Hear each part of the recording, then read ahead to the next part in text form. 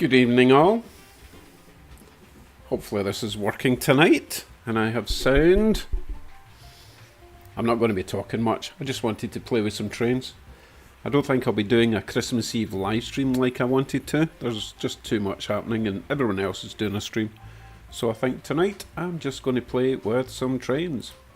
With some new scary angles.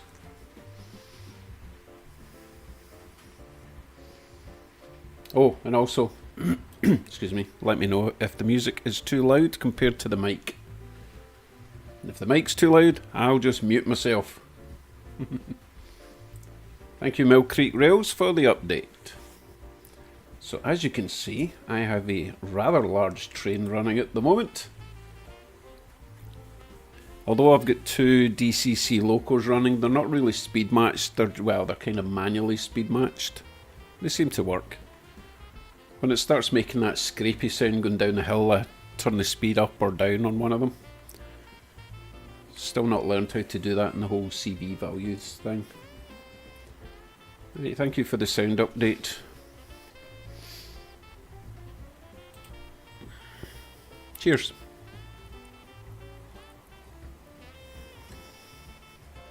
Hello Collins Railroad. Hope I'm not keeping you all up too late.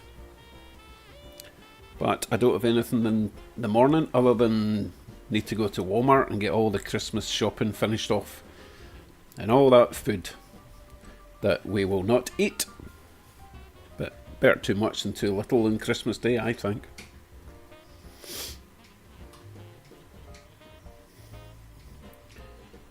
So I hope you were all over at Go Via or Go Home's live stream tonight. It was pretty good. He gave away a ton of stuff. And James, who's in the chat, was very generous and donated lots of prizes. This is really nice. Thanks, James. Even if I didn't win any. WW2 Rebel. Hello. Good evening.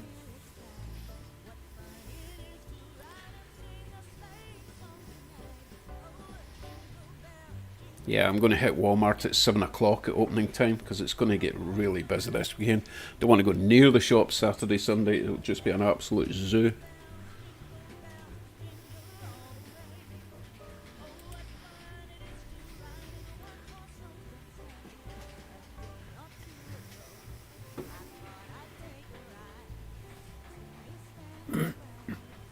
Yes, James, I was on your live also. Your pre-show thing, which was also good. One day I'll get invited to one of these live streams. One day.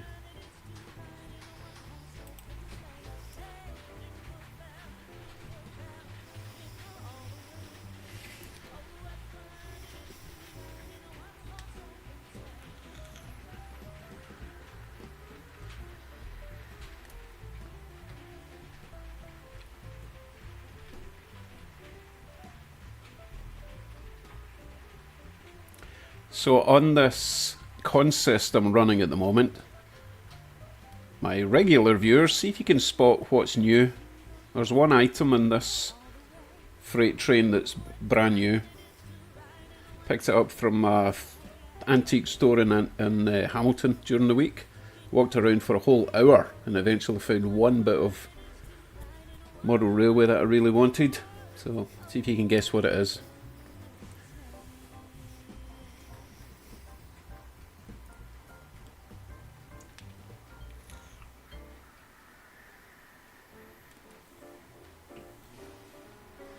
James, I will pop my email address in the chat.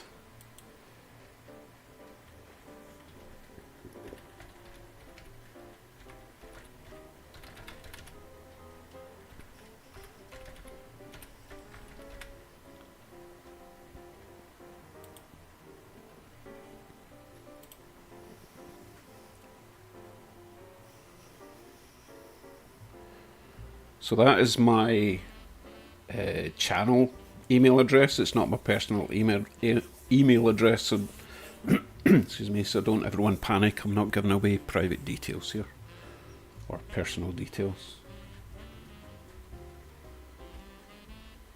Anyone guessed the new item on my train set yet? Currently running round the track.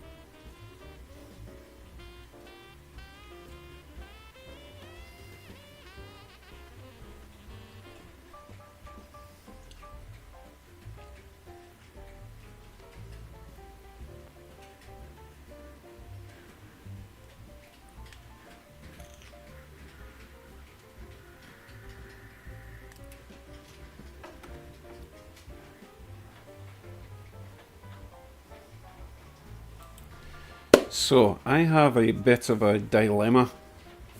Excuse me. I've also got something in my throat.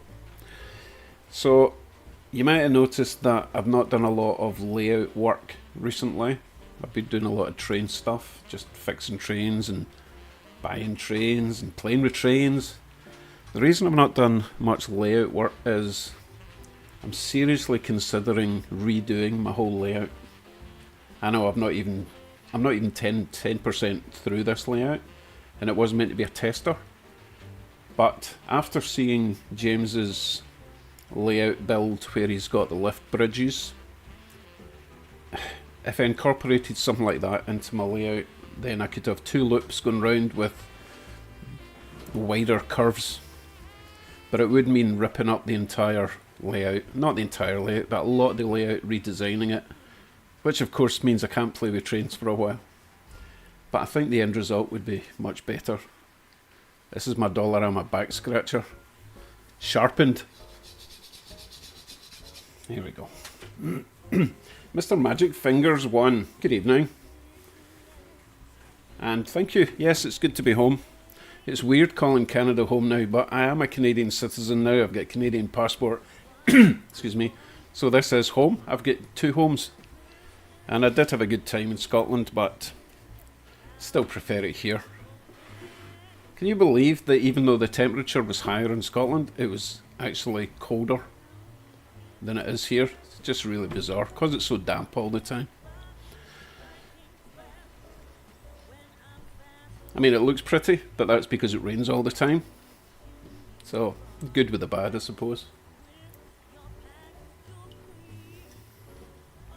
Right, no one's guessed what's new on this train that I'm currently running.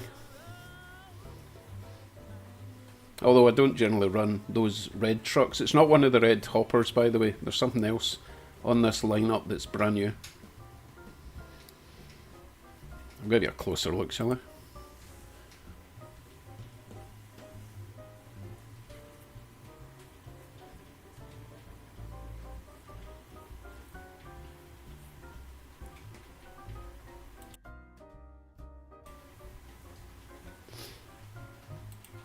So, Rebel says, I'm having an interesting time trying to build an On30 laser cut wooden box cab kit. I don't know what that is, but I'm sure everyone else does. Found a kit seller on eBay that makes different variations. Pretty affordable and neat little kits. I need to look that up to see what you're talking about. Yes, Mr. Fingers, I did have a good time with the family. It's nearly 6 years since I saw them all. And yeah, Christmas is always a nice time to be with your family.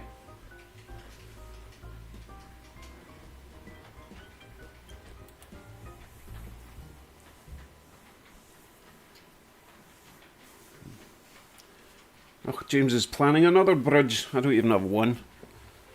Yeah, I could just have so much more going on. Let's see, if I go... If you look down there, right? If I was to... What finger? There. If I was to make that section of track go all the way over to there, and the same with the far one, then basically I have 2 loops. All I need to do is make 2 sections going across. I can either do a duck under or do a lift bridge. And that's it. That's 2 loops, and that's not too much destruction to the track.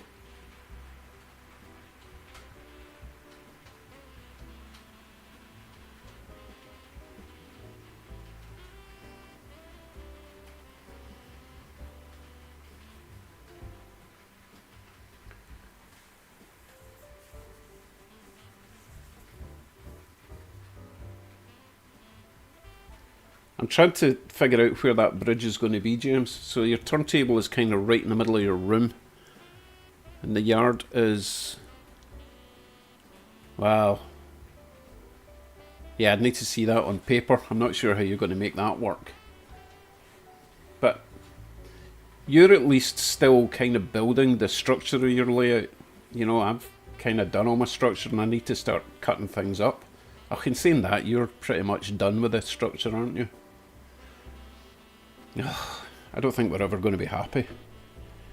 We always see ways to improve it, don't we?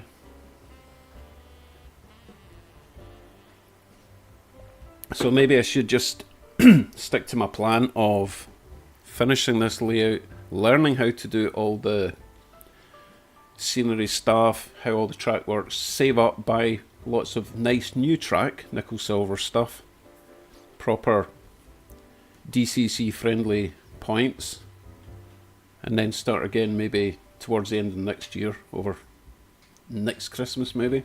I should probably do that. That's a sensible thing to do, right? I'm not very sensible though.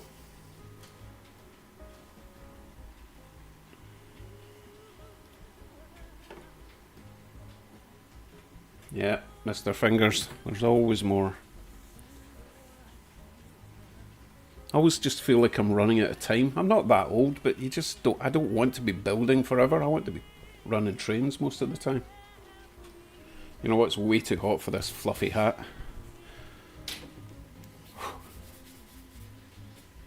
Oh goodness, look at my hair. Maybe I'll put the hat back on. Okay, I've got 1 vote for stick with this track from Mr. Fingers. Oh, there's Steve. Hi Steve, how you doing? Steve is working on a swing gate for his layout, 16 feet by 15 feet with a 4x8 peninsula in the middle. All the bench work is pretty well set. Yeah, that sounds good. A 4x8 peninsula would be awesome, as long as, obviously, being a peninsula, you've got access all the way around. I could do another peninsula in the middle where, let's take me out the way. Right in the middle there, I could do a peninsula coming out. But then I'm still only going to have space for 1 loop because the curves are too tight for 2 loops. So Colin wants to build a suitcase layout. Now, I saw, what's it, Z scale? And it was a sort of Japanese bullet train type thing. No, I tell a lie. I think it was the Intercity 125, HST. And it was like, overall, it was maybe that size. It was insane. And the detail was actually pretty good. Although, you would need a microscope to actually see any detail. But no, it was surprisingly good. Ran really nice. And it was like $120 for the set, so that would make a fun Christmas gift, actually. You could run it within your HO or O-gauge layout and make it a sort of theme park type thing. Very cool.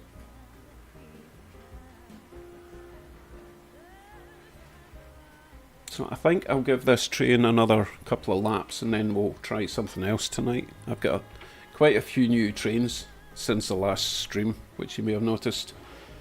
When I was in Scotland, I nipped in to see Brian at the Angels Modelling and Railways. And Brian gave me some new trains, which I wasn't expecting, so had to buy another suitcase. Not just for the trains, we also bought a duvet, believe it or not, because you don't really get duvets in Canada. You get something called comforters, which are really, really thin duvets, and they do nothing. They keep the draft off you, but they don't keep you warm. So yeah, anyway, I went a bit sideways there. New trains and a duvet.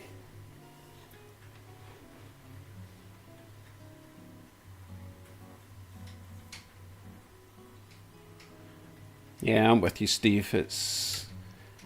I should have probably done N scale in Scotland when my eyesight was better and I was younger, because I had no space in Scotland. But I don't think N scale was very popular back then, and because of that, it was really expensive. So it wasn't really a thing when I was in my mid-20s, which is when I would have probably been able to do that, when we got our first house.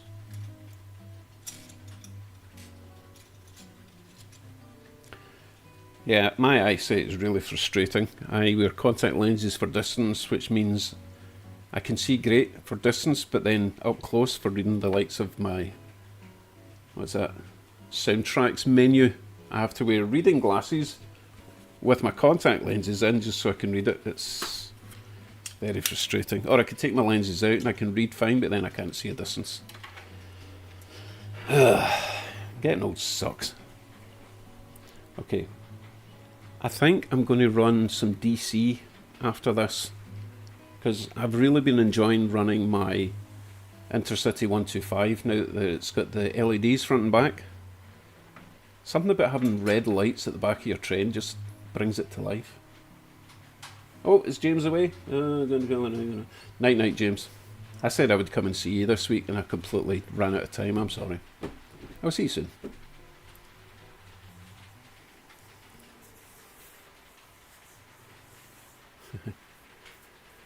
Colin says, when I first did HO scale, I didn't want N scale, but now I'm starting to think again. It's just, you get so much more space with N scale. You can fit in twice as much as you could with HO.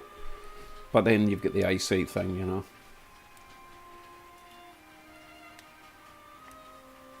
Music's gone a bit arty-farty. Let's change that up a bit.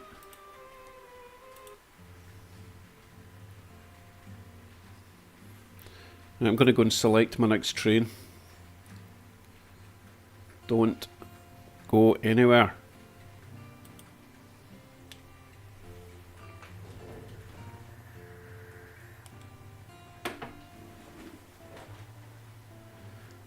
And saying that, this train is huge. I don't know where I'm going to put it. Probably underneath that bridge, under the mountain thing. Yeah, I think that's the only space I'm going to have. Oh, it's going to take forever to get around there. But I don't want to.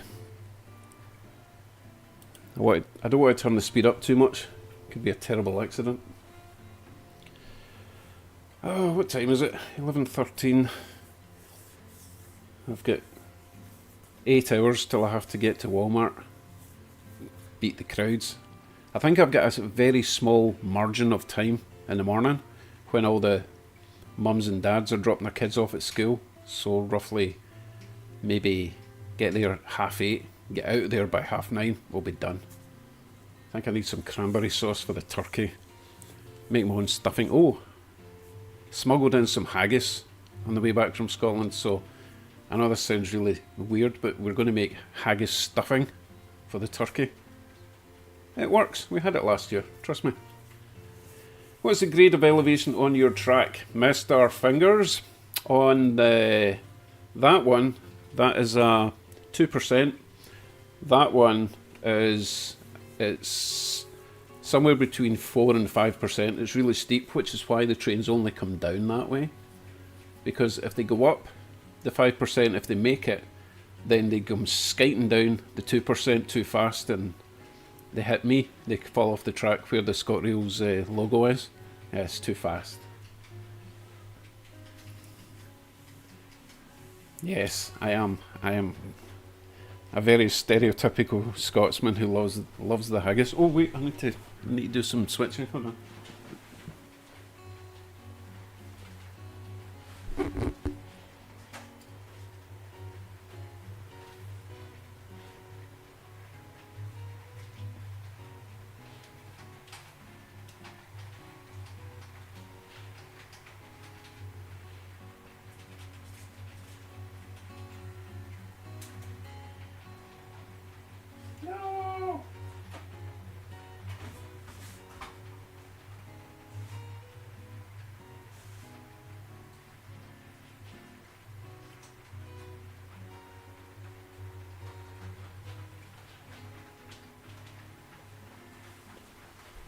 Had to change my plans there.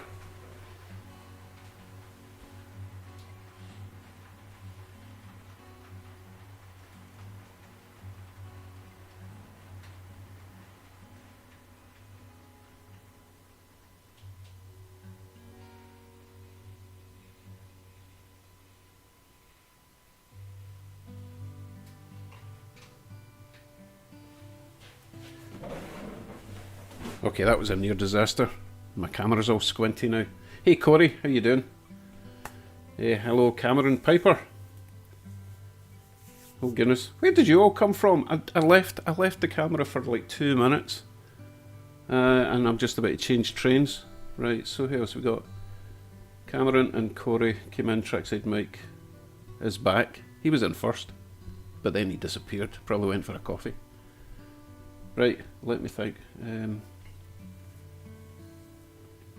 Oh goodness, right, I have to read this. Mr. Rebel, I was a World War I reenactor for many years. Was a member of a group that portrayed a soldier in the Black Watch. Very cool. They do the reenactment, not the Civil War, the Canadian versus Americans War, 1812 I think. They do a reenactment down at Niagara-on-the-Lake. There's a fort. I can't remember the name of it. Guys, help me out. And we went and saw that. It's really good. Really nice costumes. The drums, the cannons. Oh, it's excellent. They need more people though.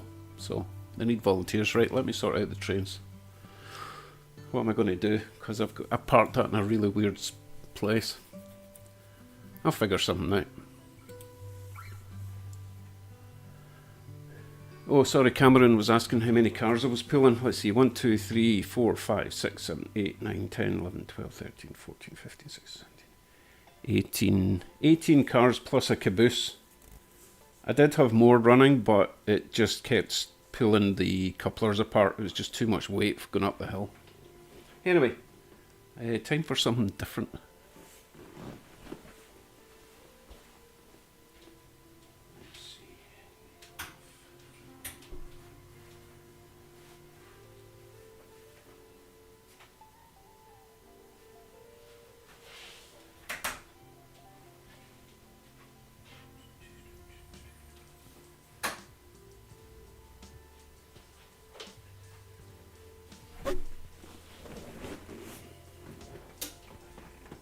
I am going to run my Intercity 125.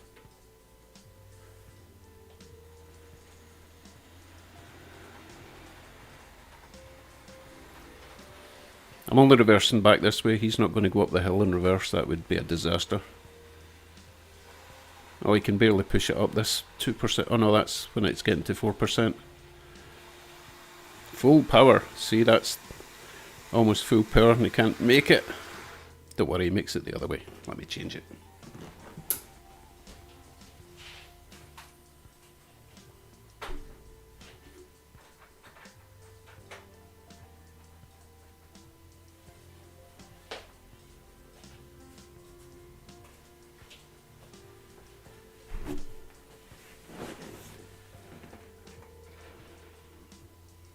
Oh, goodness, not exactly the smoothest of starts.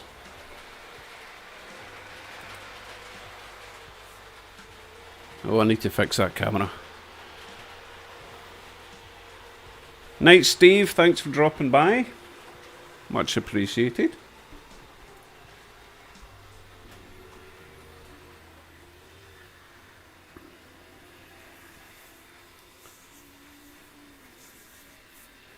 Yes, more weight is required, but it's the whole traction tyre ring-filled motor thing. Even with a lot of weight, it doesn't really pull very well.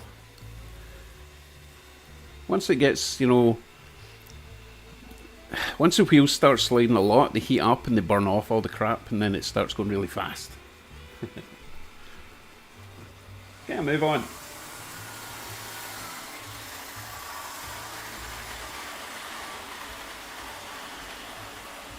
Here he goes.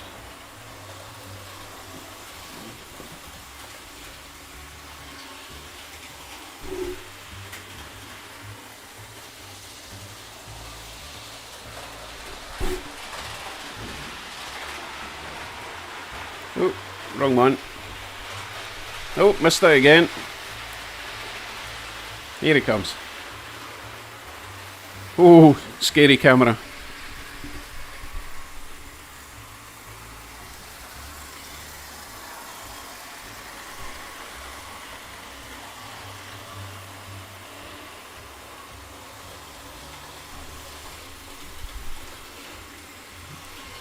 You know, those trees are just... You need so many of them, and they're so expensive. You think, you know, you buy a bag of trees and it'll last, but no, that... Well done, that's way too loud.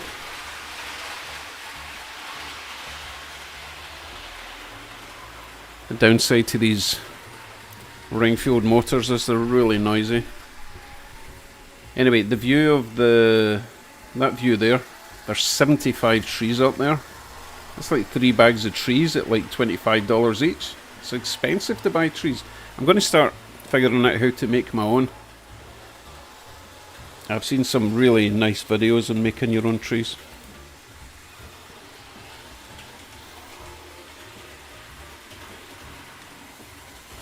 Oh, good night, Mr. Fingers.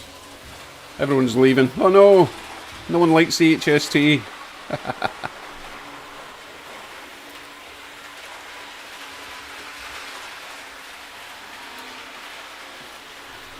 I'm going to turn the mic off and turn this HST up to full speed. It's quite funny to see it blasting around the track.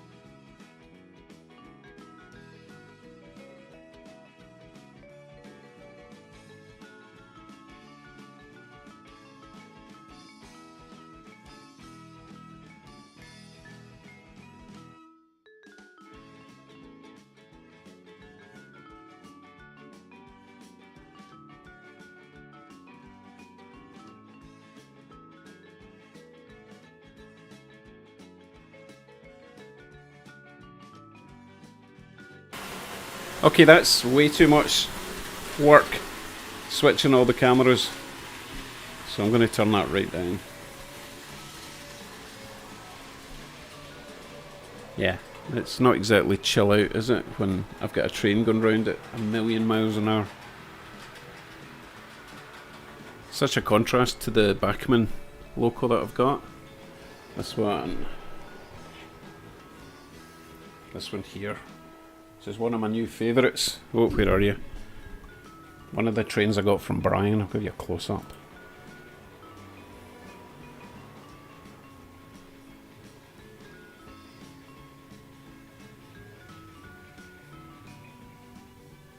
So, I'm no expert. I'm no rivet counter, but I think that is a really nice model. Right, I need to get that HST off. He seems to have stalled now. Ugh. Trackside Mike just gave me a super chat. Thank you very much, Mike. Oh, isn't that nice? My first Christmas present. Actually, no. I think this was my first Christmas present. But that's my first ever super chat on this channel. So thank you. Thank you, Mike. Much appreciated. Oh dear, I think I've broken my train. Nah, it just needs a bit more power. Goodness, I don't know what I'm going to do with all that money that Mike just sent me. It's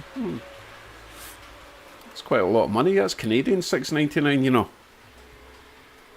It will, of course, go towards trains, because there is a train show coming up. Woodstock, January 14th. I'll be there, first in line. I have a list.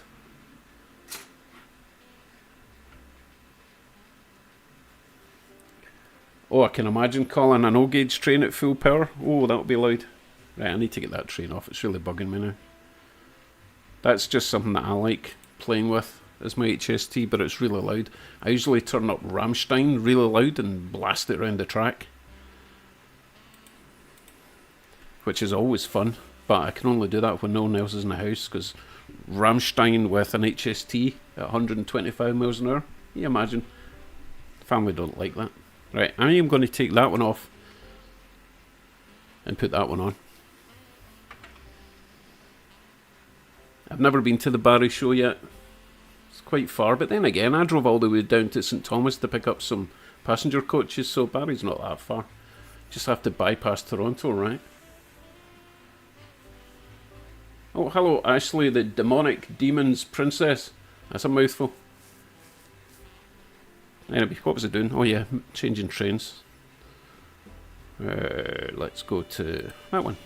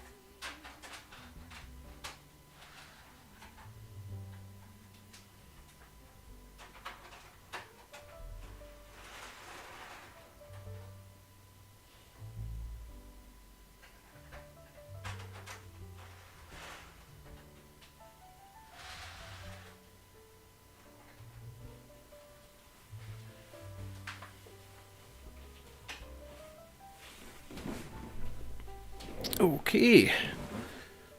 Let's see, what was this? A class 24, is that right? Where are we? That one.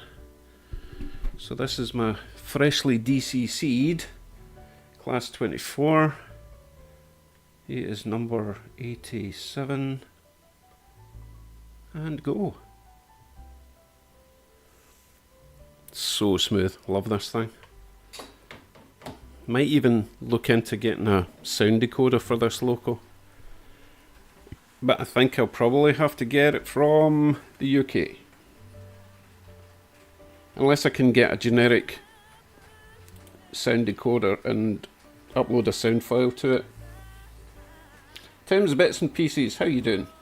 He went to Peterborough in 2010 visiting friends.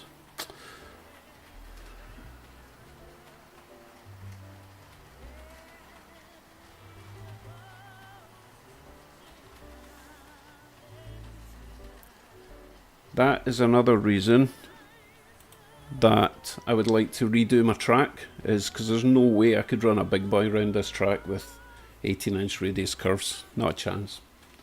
And I really kind of want a big boy. Oh, wait a minute, I'm missing a coach. There should be 5 there. What's going on?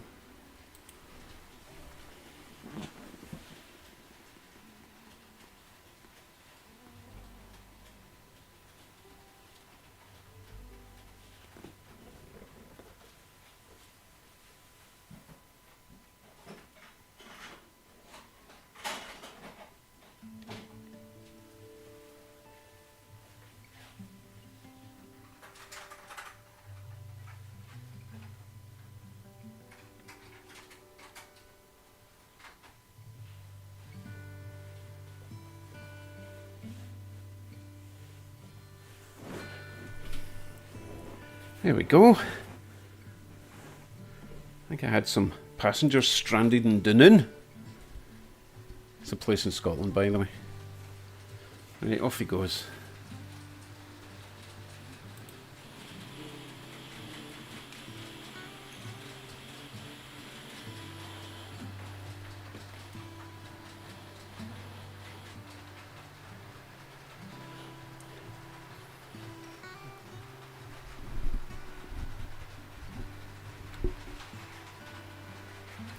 Thanks, Mike. I didn't know OVR did decoders. I should nip down and see them sometime. They're not that far from me. I'm sure I've travelled further for lesser items than that.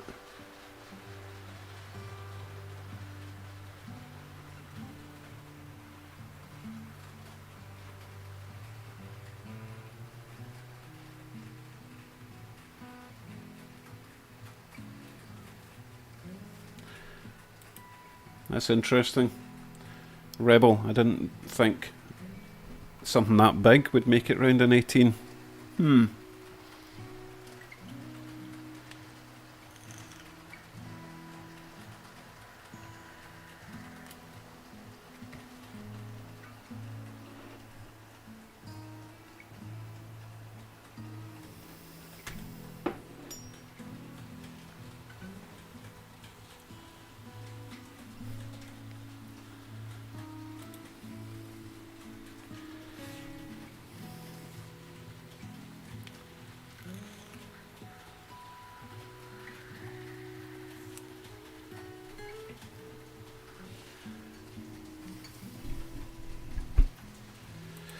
So the other reason that I'm thinking of expanding the track before I go any further with scenery is I never really used to like double O gauge and British stuff or European stuff that much, but I'm kind of grown to like it.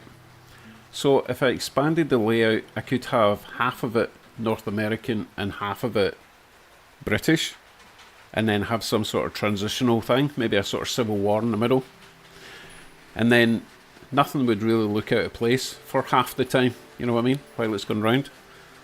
That could be a fair compromise, because I just don't have a specific time or railroad or anything. I at the moment I love all trains, and I'm really growing to like the British stuff and growing to like the steam stuff with all the visible mechanics. I just don't want to limit myself, and at the moment I'm kind of limiting this layout to North American.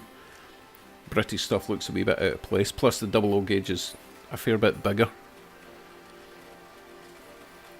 Let me show you a comparison actually for what an HO scale British train looks like compared to an HO North American train. Okay, so, actually hold on. This is double O gauge, another one that Brian gave me.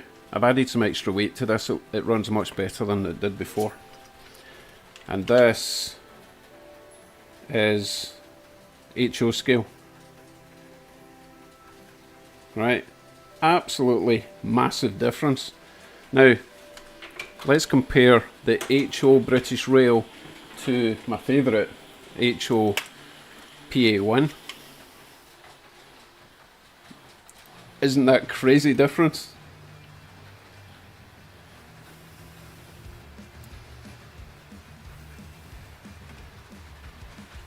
That's just mad. Basically, if you're driving the PA1, you can see the roof of a British Rail. These are the same scale. Can you believe that? Massive. I can't line it up. So, you see my dilemma with the different types of trains I want to run on this track. It's just very frustrating that I just love them all, you know. I still can't go over how small that is compared to even just the... I mean, these are basically the same trains. Well, not completely, but they're very similar. Anyway. There's Colin, one of my channel members. Thank you very much. Sorry there's not been any advanced videos for you, Colin. I'm kind of working one at a time just now. Once I get them made in advance, you'll start seeing them before all these peasants. Sorry, they're not peasants. They're just not priority like you, Colin. Oh, I'm such a sook. Anyway, where were we? What did I miss? Oh goodness, I've missed a few things, sorry. Right, Tim's Bits and Pieces. Went to Train World here in Melbourne, Australia yesterday. Oh wow. I was like, oh my god, wow, shopping trolley time. Bought $450 worth of double O gauge stuff. So you got like 2 trains then? Because I know Australia's really expensive, it's insane.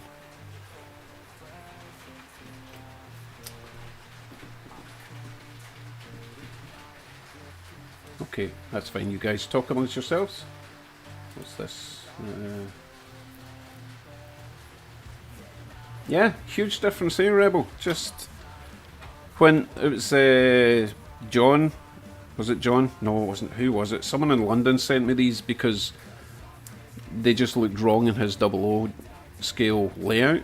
So I've got 2 of these actually, and I was just blown away at the difference in size. It's just insane. They're really cute.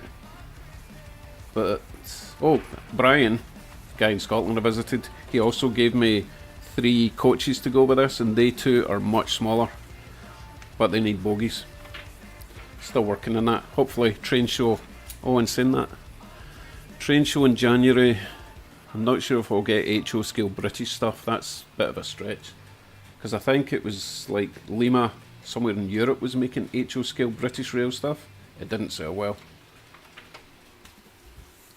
Thank you, Mike, again. Have a great night, and I'll see you on the next stream, whoever's hosting that one. And there's going to be quite a few over Christmas. Anyway, have a nice Christmas if I don't see you then. Bye. Right, who else we got?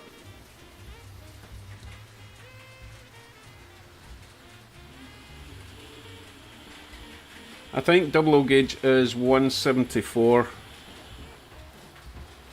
I think. Correct me if I'm wrong, and obviously HO is 187, so it's quite a big difference there.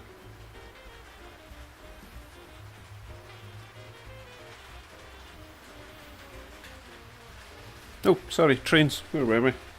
Let's have a look at the scary cam. It's scary when I run the trains fast, trust me. I've got an insanely fast train that I'm going to run later on if everyone's still awake and still here. Or even if you're not, I'm still going to run it.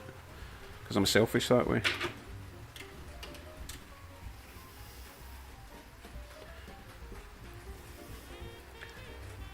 So everyone in my family is now off for the holidays. So everyone's just going to be chilling out, doing their thing. Being antisocial.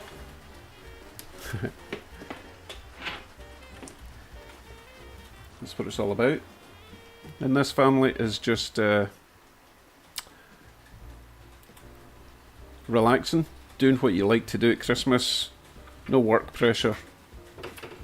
If you want to be with your family, excellent. If you want to be on your own, doing your own thing, whatever. Uh-oh. Oh dear.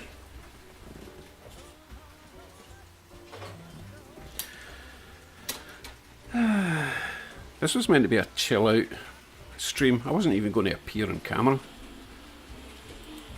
forced me into it.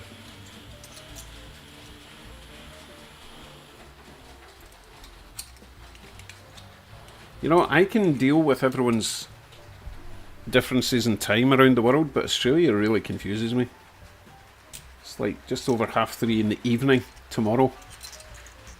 Australians live in the future.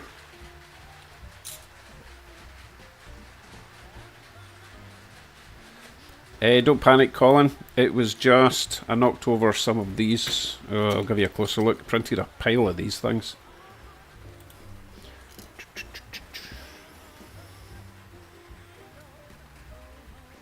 These are the updated versions of the decoder platforms.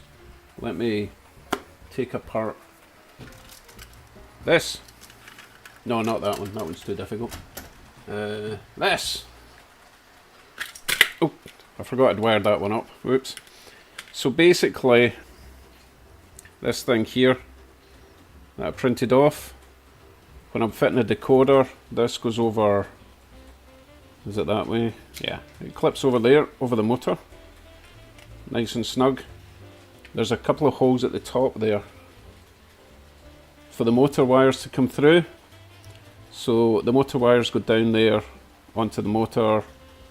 The front truck wires go up here to the decoder, rear truck to there to the decoder, and it just keeps it nice and out the way of all the moving parts. So these are awesome, and they cost virtually nothing. It takes very little filament to print. Each one takes about half an hour to print.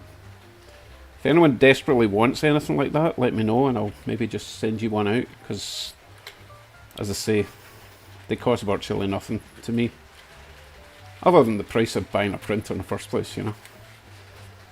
I also need to redo these wires. They're way too thick. But hey, I'm learning as I go. They're just wires for the LEDs, so they don't need to be that thick. I'm never getting this back in. Ugh, I'll do it later. I'll just mess it up if I try and rush it now. Right, let me catch up and chat.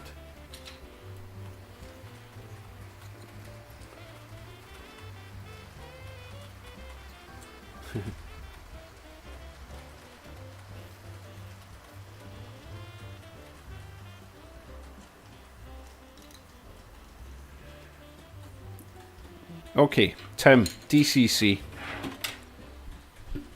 I was really not lucky. Lucky isn't the word.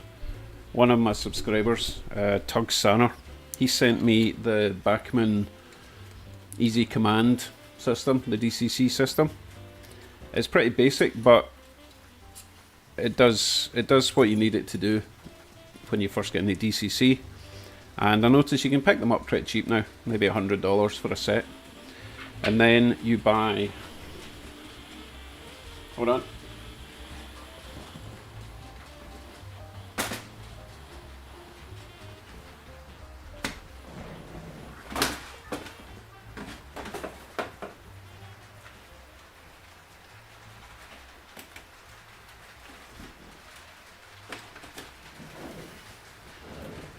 You buy one of these, DH126D, they're about $25.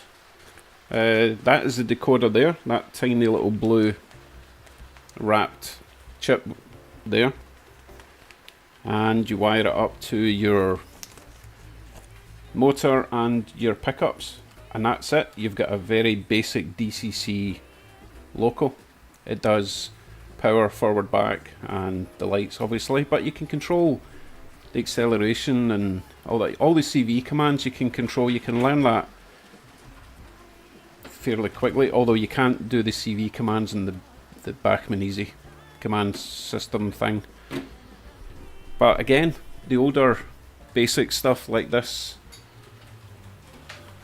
thing here, I've seen these going for like 150 for the set, so it's not the end of the world.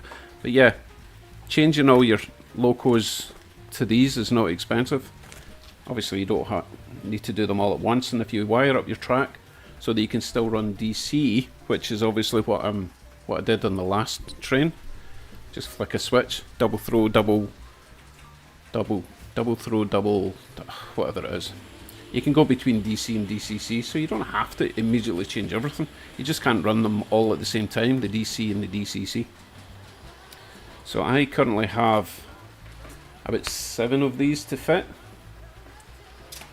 but I just don't want to be constantly churning out videos of me adding DCC decoders to everything. That gets a bit boring for people.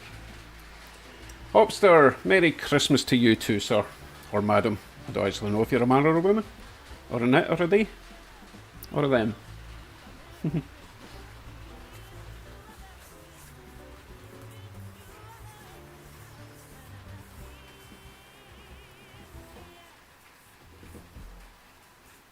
Sorry, I am reading the chat.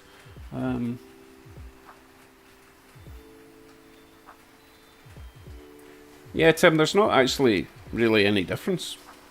I would say in wiring it from DC to DCC, you just have to be able to switch between the two. It's basically, for mine, it's just a main power wire going all the way around, and then, you know, feeders going to the track. I know that you can get way more complicated than that with all sorts of blocks and block detection and all that stuff, but I think you can add that later. If you've got the main power going around the track with feeders, then you can update it as you go. It's just those switches. You need to be able to isolate each section of track when it's DC. Once it's DCC, it doesn't matter because each train is individually powered, signalled, power signalled. You know what I mean? It's like radio control cars, I suppose.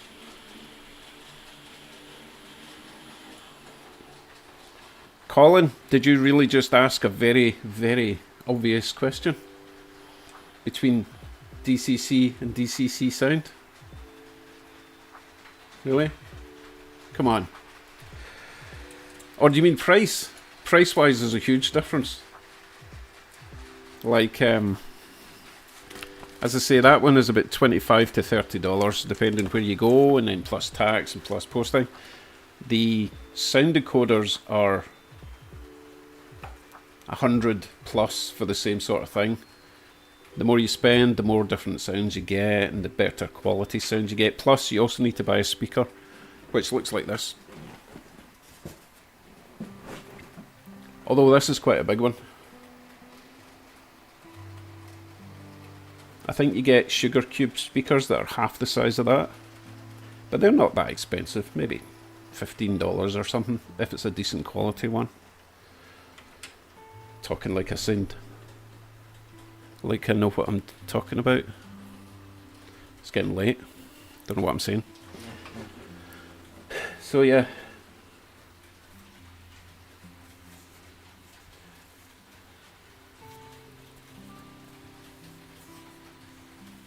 Okay. Controls the sound device.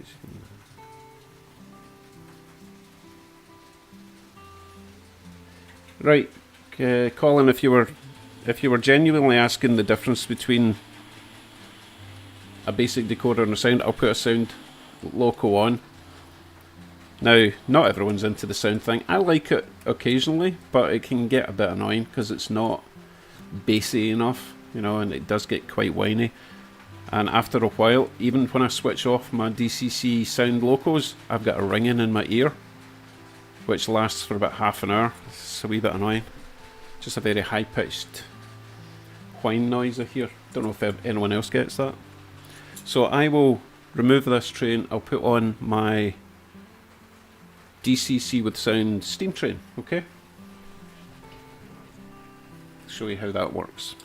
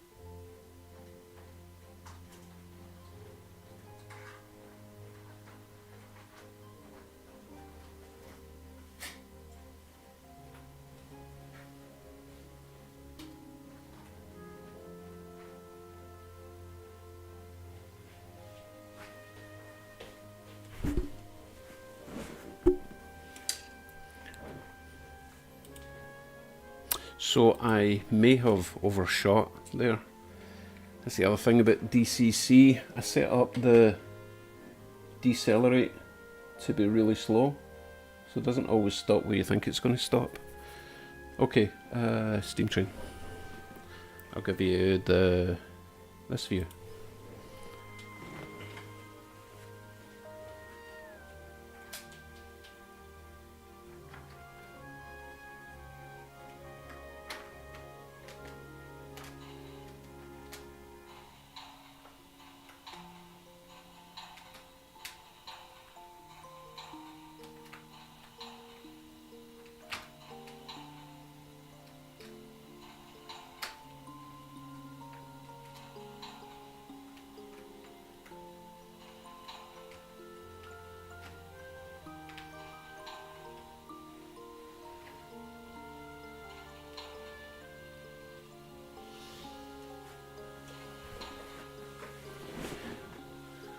Goodness, what a kerfuffle. Right, I'll put the mic over next to it so you can hear the difference in sounds.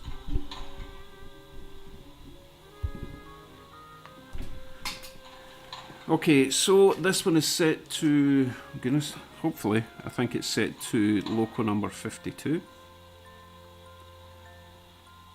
Right, sounds. First of all, we have the little bell, which is actually one of my favourite features. 2 is a long horn.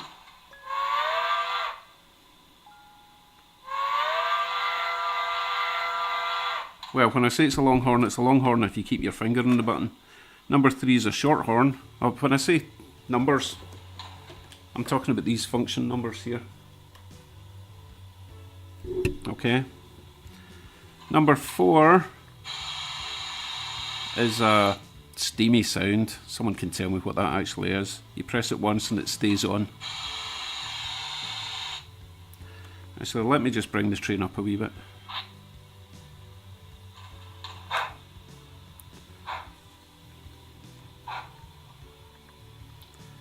And as you saw, when it starts moving, it makes the chuffing sounds, right? Okay, number 5.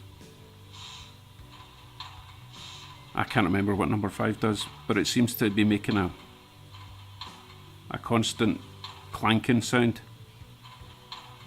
What's number 6?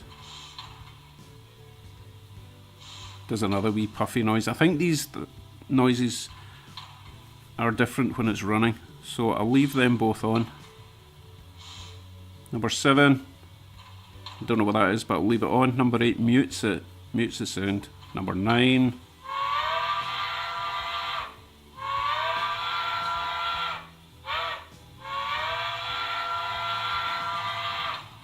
So apparently that is a sort of Morse code signal. Those who know more about it than me can tell me what that actually means. And it's obviously some code that they use for either moving off or stopping, I don't know. Let me know. Number 0 is the lights, but it also winds up something. Oh, listen.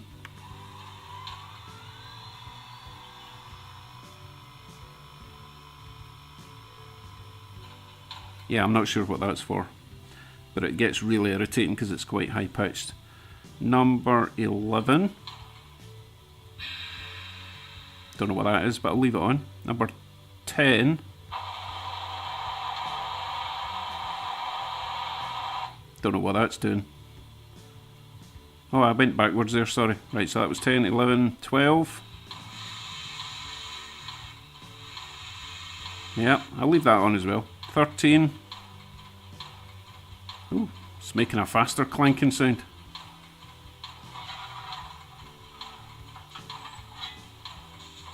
I hope you're picking up all these weird noises. What else have I got? I've got 14. That's not connected to anything. And 15. That's not doing anything. Right, so now I'm going to check my chat before I start this train going.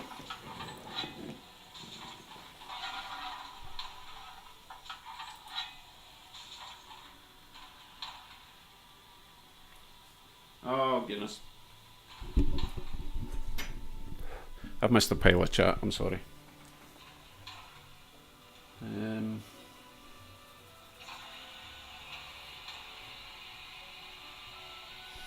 Right, Corey says, I'm wiring my layout to accept DCC and my operating system is MRC Prodigy Hybrid. I could honestly care less. Couldn't care less. Couldn't, not could care less. You Americans. Couldn't care less, right? Couldn't honestly care less about DCC, but DCC only might be scarce in the future. I don't think DC will ever be scarce, to be honest. There's millions. Although new DC will probably be getting more scarce. Tim's Bits and Pieces agrees with Corey. Bleh. Splitters. Oh, hello C44. Oh, wait a minute. I think C44's name is Troy.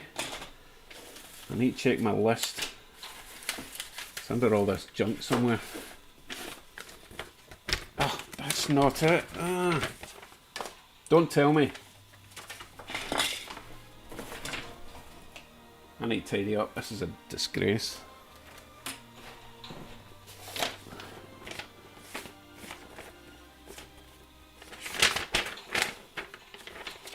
I was right. C44 is called Troy. My list. Okay. That 2 long whistle, 1 short whistle, and 1 long whistle is for grade crossing. Thank you. Yeah, the problem is I don't think... sorry. Tim says, Dave, you need a cheat sheet for all the numbers, but I don't think they're all the same on all the decoders, so maybe they are. I do have a menu, if you like, from the Soundtracks decoder, but that might be specific to the Tsunami stuff. Who else we got? He says, grasp of the English language. Racist. And Corey, supposedly the grade crossing warning in the US goes all the way back to the Royal Navy pulling into port with the King or Queen. Fascinating stuff. Right, let's get this wee train moving. Where are we? Yard. Oh, get over there. I like that wee noise. I don't know what it's doing, but let's give it some power.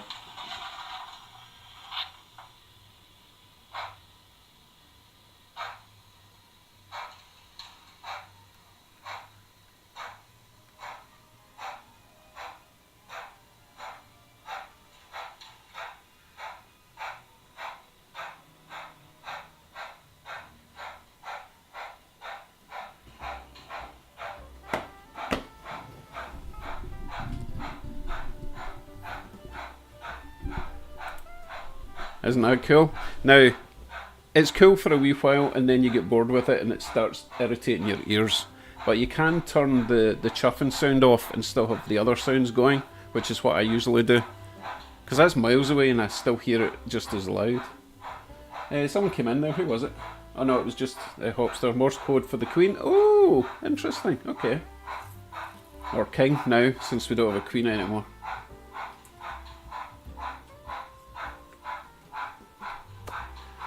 Right, Troy says, actually just got an Athearn undecorated SD45T-2. We're going to paint it up in the Illinois Terminal Locomotive paint scheme. I need to look that up, see what it's going to look like. I need to turn that steam off. It's really annoying. Hold on. How did I do that? 6? Nope. 7? 4? Oh my god, what have I done? You hear that?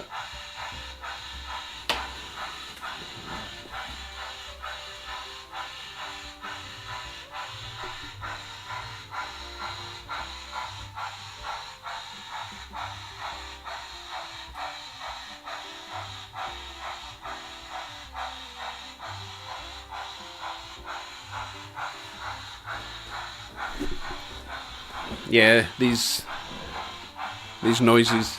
Oh my goodness, it's getting louder. I let him have one lap at full speed. But that volume needs to come down.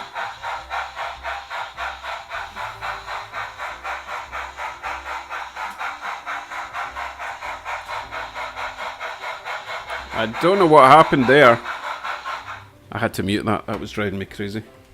So I seem to be getting some wheel slip from that for some reason. I must have got some oil on it at some point. So I'm going to take him off the track before I wreck it, okay?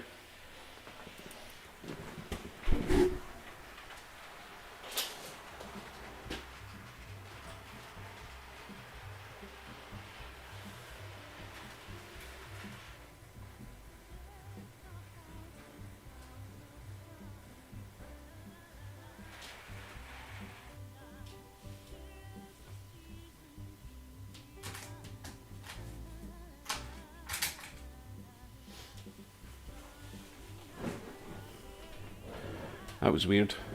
So I think I've learned an important lesson here. Make sure you run all your trains all the time to keep them all nice and lubricated and keep the wheels all nice and clean.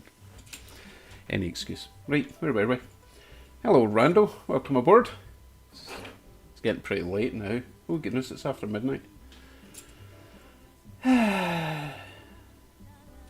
Yeah, there's lots of sounds, Rebel, that I need to learn if I want to be a proper railroader. And hello everyone, can't chat, getting ready to drive, but we'll be listening in. Have a great night all. Thanks Randall.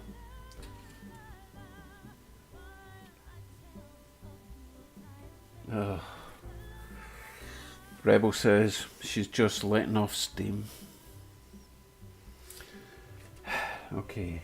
Tim's bits and pieces, yeah, I was told to run them weekly or at least monthly. Well, I'm thinking daily. No one's got time to run their trains daily, especially if you've got a lot of them.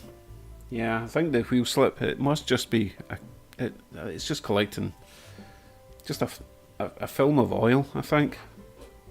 So I need to clean the wheels and the track. Right, let me get something else on the track. Anyone get any preferences? Meanwhile, I'm going to put this... I can't even remember if I put a DCC in this. Did I? Did I? I don't think so. Let's find out.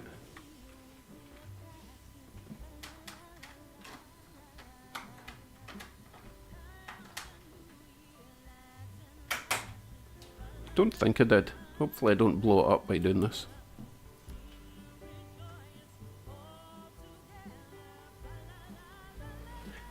Okay, it's just DC, which is fine. So this is forgotten.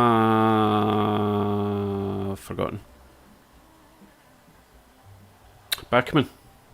Right, this is a Backman that I got from Brian. And it's not bad. I took it apart yesterday just to give it a thorough cleaning and lubed everything up, and it's running much nicer, but it's so light. I added more weight and it's still not got the right amount of traction that I would like. It is all-wheel drive, but it's just not like the Athearns. Maybe it just needs more weight. Maybe a more powerful motor actually.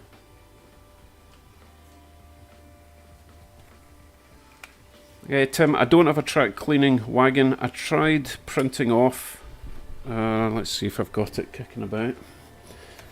I 3D printed a little thing. So this thing here.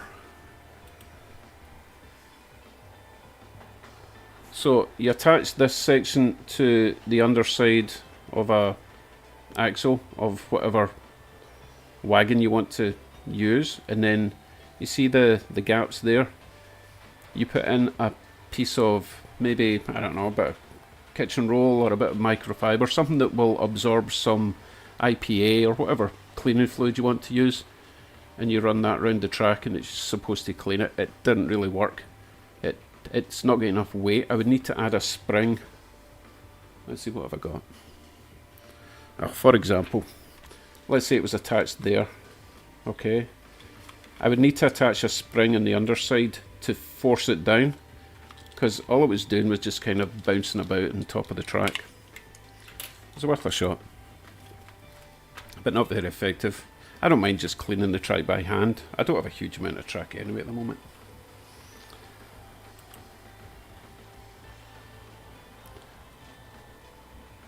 Hold on, I need to turn that loco off for a second. Yeah, as I suspected.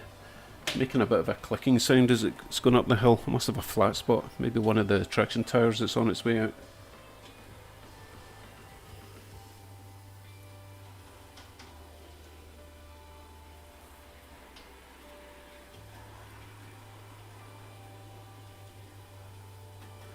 Okay, Tim, so let's see. Tim says he is going to print a few, test them out. I have a BP oil railcar now with a cloth underneath that I fill with IPA and run around my track. Now,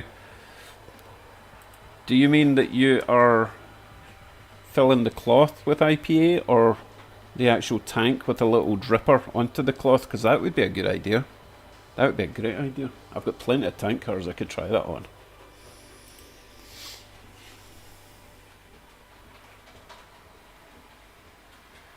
Definitely got a flat spot in that loco. It wasn't doing that the last time I was running it, so I think it's maybe just got a big bit of dirt on it. Okay, Tim, thanks for the clarification. Yeah, that sounds like a brilliant idea. I might look into that. Just a tiny little drip, but you would need to be able to either switch off the drip or just turn the tank upside down, I suppose, if you've got a lid on it. Right, let me have a look at this. See if there's a big bit of dirt on the underside. Oh, no, it's not this one, it's making the noise. I must have something else. Hold on. There must be something else on the track.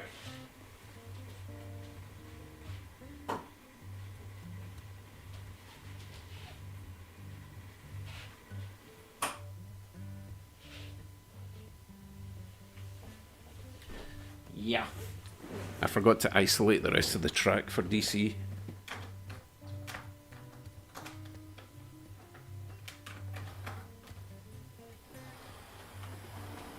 Yeah, he's running perfect. Colin, my smallest operating loco is no longer with me. I don't mean he died, I just mean I gave him away to Brian when I went over to Scotland. Thanks, Tim. That sounds brilliant. I would like more details on that. Yeah, I had a really tiny little Amtrak switcher, but you know what? I just wasn't using it, and I thought Brian's got a tiny layout. It's an HO scale layout in Scotland on a corner of his living room, and I thought he would benefit from a small loco like that. So I pretty much took all my small locos over. The only small ones left are... Wait, I'll dig one out.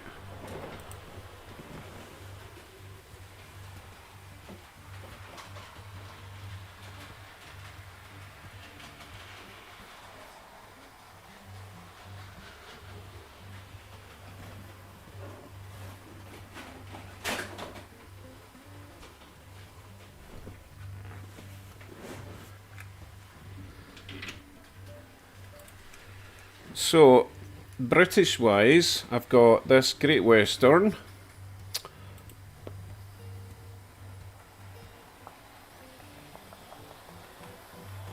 Which I brought over with me from Scotland, sat in a box for 20 years.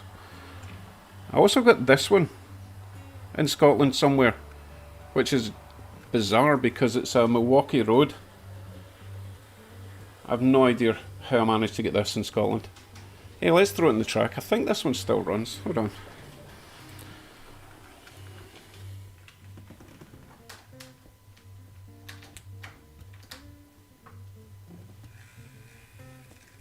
Oh, he's a wee bit noisy. He's a wee bit of work. Actually, it's not that noisy. Just a wee bit dirty. I used to love that wee loco before I had like fancy Ather and stuff. Actually runs pretty good. Oh, as soon as I say that it stops. So I'm going to take him off before I wreck it.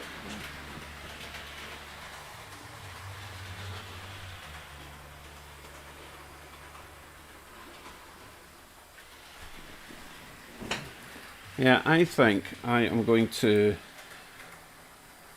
clean this one up properly. Needs a new handrail. It's got a wee bit of missing handrail there. It's all just nasty plastic stuff, but it's got a good weight to it. Definitely get potential. And part of the roof's broken off. Never to be seen again. Don't even know what it is. It's kind of nice though.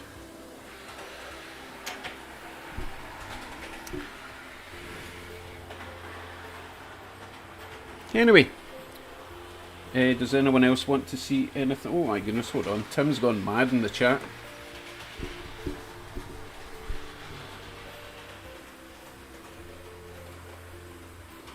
Okay, Tim's going to make a video soon. Just started making videos for my channel of my train stuff. Need a link for that, or at least let me know what your channel is called and I'll see if I can add a link so other people can visit you. Okay, so all Tim said about that one was that it was an 040. Is it an 040? Because surely that would be an 0440. I don't know. I think the term is different from diesel engines compared to steam engines, right? Okay, Tim's Bits and Pieces channel is called Tim's Bits and Pieces. Not sure if I can add a link here. Let me have a wee check.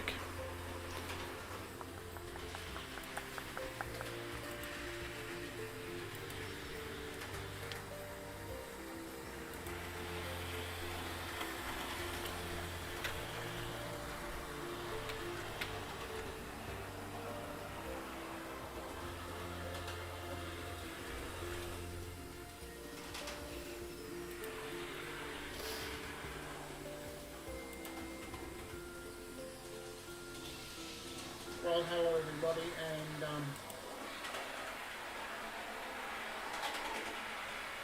Don't think that's the right. Wait a minute.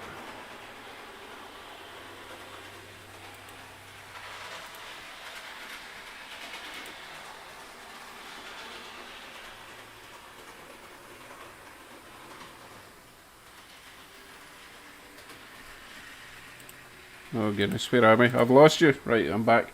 Okay, Tim, do you have videos about Toyota on your channel? Or is that a different Tim's Bits and Pieces? Thanks, Corey. 0448 or BB wheel arrangement. Is that why they call it a Bobo in the UK?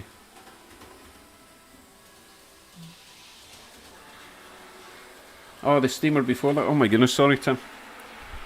The steamer before that. Oh, right. Right, okay, that's an 040. Right. Okay, gotcha. Okay. Loco is an Alco S2. Mr. Rebel is back. Tim's Bits and Pieces says yes. So I will try and add that link in.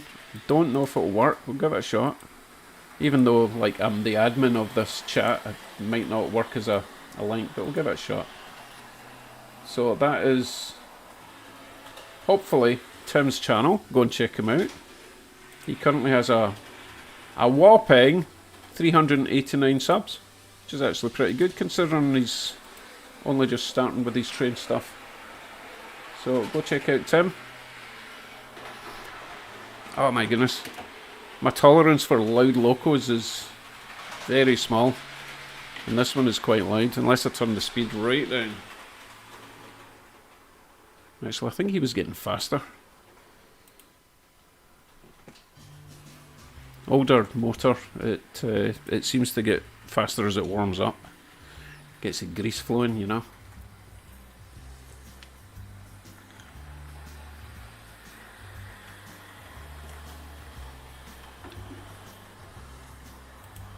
Right, what we run next? Getting a bit low in the coffee. Might have to put something on the track and go and grab a coffee. So anyone got a preference for a diesel loco, steam loco, passenger train, freight car, HO00? Got a few now. if there's anyone left. I know Tim's still here, and I think Corey's here. And, oh, Richard Lawler, sorry I never saw you come in. Hello there. He told me it was an Alpo S2, thank you. Also, give me an update on the sound volumes, if the music's too loud compared to the mic, or if the mic's too loud, or if you would just like me to switch the mic off completely. Then you don't have to listen to my nonsense. Freight, right, we're going for freight. Night all, night Colin. Thanks for joining. I'll see you soon, and have a nice Christmas. Right, we're going to go for freight, I think. Aussie Frenchman wants, he didn't say if it was a coffee or a tea, but I'm going to presume it's a coffee. 2 sugar and milk. No, that's going to be tea, isn't it? Because we have coffee with cream in Canada.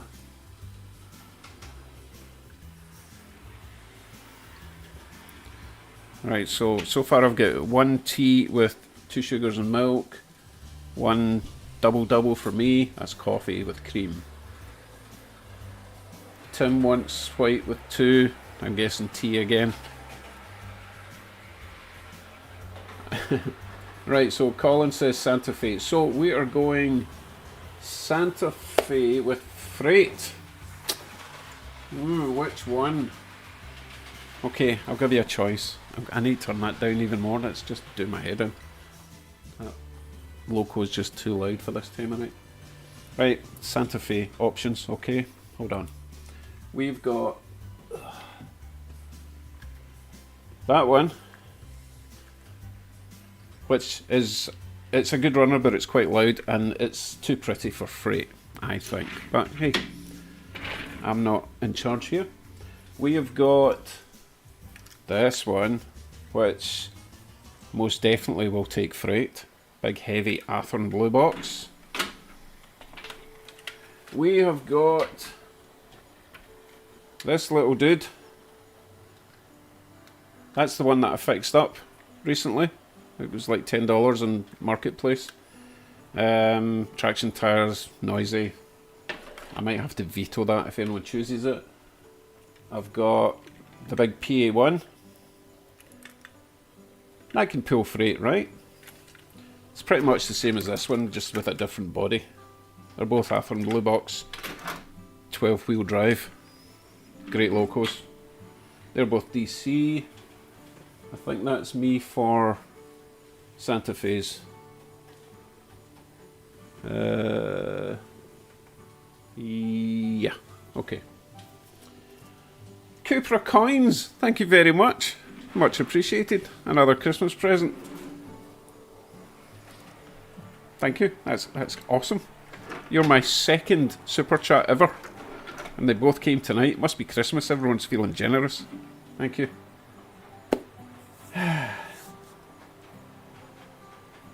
Wait a minute, it says let's celebrate their 10th super on a live stream. Does that mean it's your 10th super? Because I think I've only ever had 2.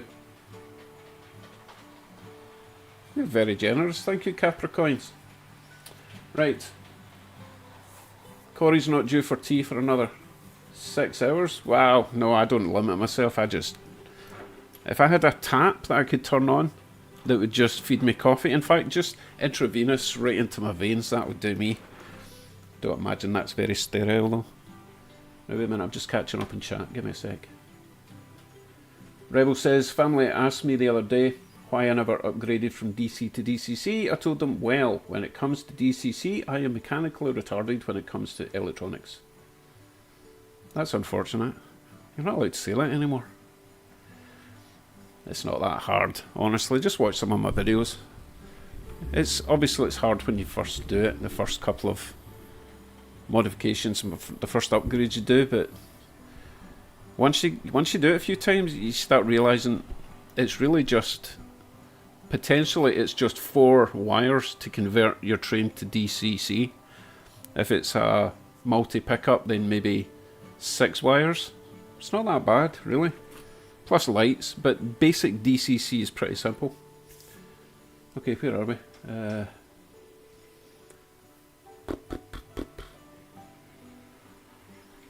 We're still getting my coffee list. Coffee Santa Fe, yep, blah blah blah.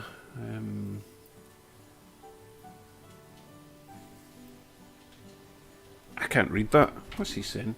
Tim's bits and pieces. Oh, okay, that's why I couldn't read it. Tim says we have to edumificate Dave on what white and two means here in Australia. It's coffee with 2 sugars and milk. Okay, so that's somewhere in between the UK with their tea and milk and North Americans with their coffee with 2 cream. Honestly, it's really weird. Right, 10 years we've been in Canada and it's only cream you get with coffee, always. And then I went back to Scotland for a wee trip. Went to the Tims that they have, Tim Hortons in Glasgow. They put milk in my coffee. It was disgusting, I had to pour it out. Cream's just too expensive over there or something, I don't know. But you can't even buy coffee cream. You have to buy like Elm Lee or single cream, and that doesn't work. It kind of separates on top of the coffee. It looks weird. So, different cultures, different coffees and teas. Let me catch up. Where are we? Right, Tim, I could double header them, but they're DC and I've got no control over the power. So, but then they are both Athearn Blue boxes. They both should run at the same speeds, I guess. Unfortunately, the PA1 has got a knuckle coupler, and what's that, SD70 is it? It's got a horn hook, so that's not going to work tonight, and I'm not changing it just for you. I'm not that generous. It's just something about... Oh, Colin, I love the PA ones. They're my absolute favourite. It's just... Considering these were made in, what, the 50s? The late 40s, 50s? To replace steam trains? I can't get over how modern they look. And sleek. Absolutely amazing. FP45? Really? Okay. I'll take your word for it. I don't know anything.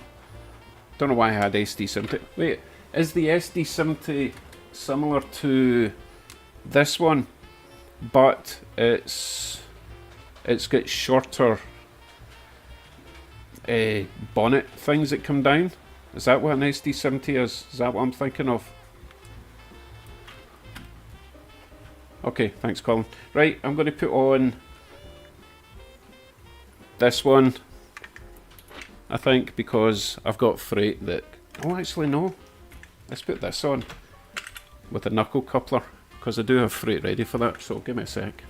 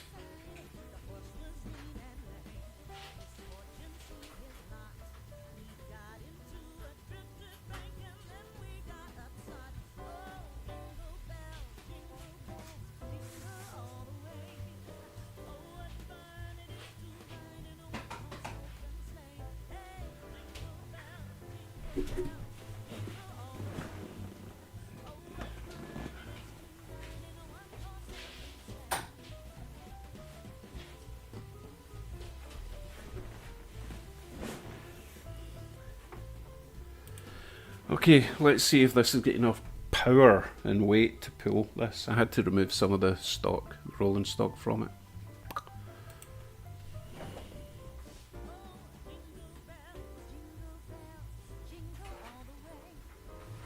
Hold on, derailment at the back.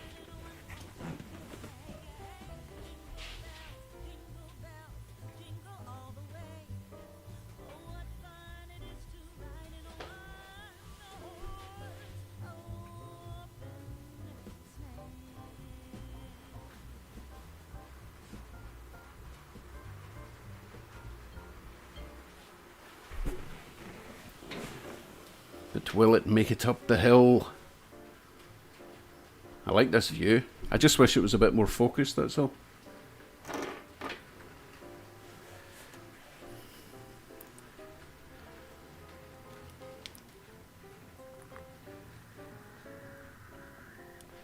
It's slowing. Is it going to make it? I could give it a bit more power, I suppose. And yes, I know I'm not supposed to be doing this shunting, the whole hand of God thing. Nah, it needs more power. But I don't quite have my track set up yet for magnetic decoupling.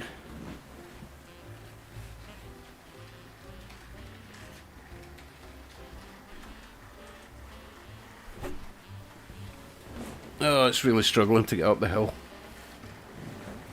It's just crazy if you think about how heavy an Athearn PA1 is, and it doesn't have that much behind it, and it's only a 2% radius. I mean, incline.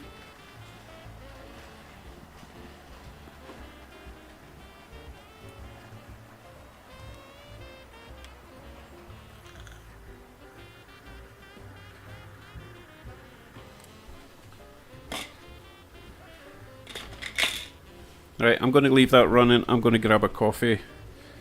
You're welcome to go and get your own coffee, or you can bugger off to bed. I will not be offended. I'm just having fun running my trains. See you shortly, if you're still here.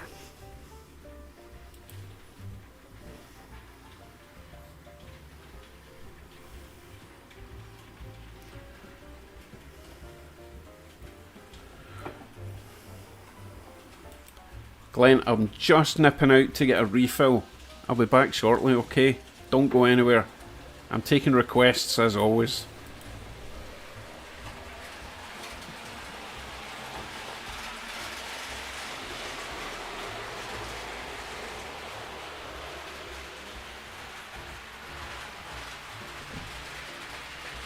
Just make sure I wasn't getting a derailment before I go away.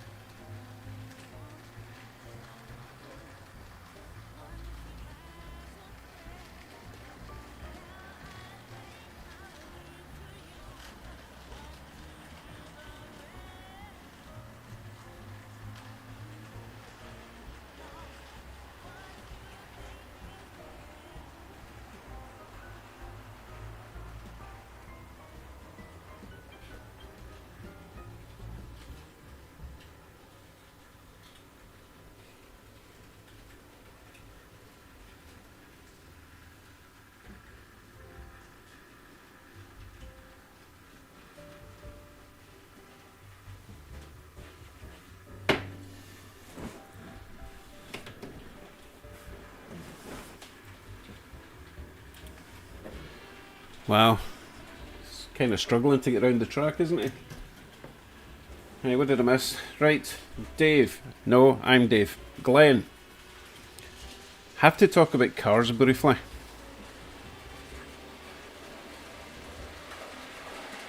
Sorry, wait a minute. Corey's having a smoke. See you in a minute. Armand, hello. Welcome. Another little surprise stream. Just, I had to share my hobby. Armand's been working hard on his trains. I might actually do a wee compilation video of all the videos that Armand has sent me. He's a bit of a wizard with everything really, with building trains, mechanical and LED stuff, but story for another day. Right, Glenn says, have any of you guys come across Norm's trains 3-rail O-scale? I'll let you answer that, because I certainly have not. And then I want to talk briefly about the car situation with Glenn. Glenn has a nice channel where he's been building an old... wow, it's been so long I've even forgotten what you're building. But everyone's been kind of taking a wee break from what I've seen with the whole car building thing. But I think I might actually be getting the bug back soon, because that whole back pain nonsense I was talking about is easing off finally. But that's not what I want to talk about. So, move that out of the way. Briefly, this is only take 5 minutes, then we'll go back to the trains, right? So, Glenn, when we were back in Scotland last week, I was fully expecting to see all the cars that I remember from 10 years ago. It's not like a million years, it's just 10 years. I'm talking all the hot hatches. Wow, he's noisy coming down that hill. Holy cow. All the hot hatches that were rife in the UK. Peugeot 106 GTIs, Citroen Saxo VTRs, Corsa Nova, Peugeot 205, 205, 305, 306, all these European hot hatches. Renault, what was the big one when we left? Anyway, all gone. Didn't see a single hot hatch like that when we were there. Now, there's no reason I thought of that these cars wouldn't still be on the road, because they're not that old, right? But as it turns out, the UK have made their MOT, which is the annual safety inspection you get in the UK. You don't get it in North America, at least we don't get it in Canada. I don't think you get it in America. You basically get a safety inspection here when you buy the car, and that's it. You never have to get it safety inspected ever again until the next person wants to buy it, which is really dangerous. Anyway, in the UK and possibly in Australia, I think you have a yearly inspection, MOT, Ministry of Transport inspection. Anyway, I think they've made it so tough on car modification that some of this stuff just isn't fixable, and they just scrapped all my favourite hot hatches. Honestly, didn't see a single hot hatch from when I remember, even just 10 years ago. So let me know if that's the same in Australia and New Zealand. I need to change loco. It's too loud. I can barely hear myself think. Much as I like it, it's just way too loud. Right, I'm going to watch the chat for the responses about the car situation.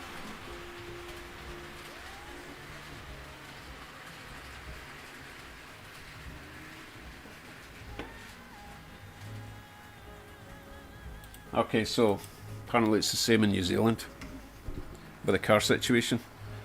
I'm also wondering if that's why all my favourite YouTubers, car guys, have just suddenly gone pretty quiet. It's just too hard to make them legal now, and expensive, and getting the parts and all that. It's a shame. However, I'm not giving up. I am going to start on my kit car project properly this coming year. I promise. But there's just been a lot of things setting me back, mostly the back pain thing, but I think I'm getting on top of that, so fingers crossed. Right, back to trains. What we run next, because this one's way too noisy for midnight.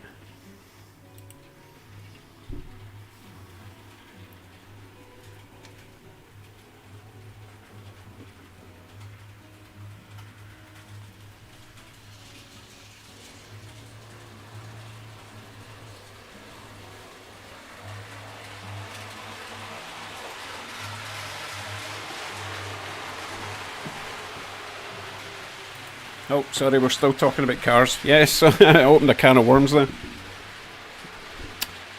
Yeah, storage, quite possibly. They've got all these classic hot hatches in storage waiting for the next government to change the laws again, maybe.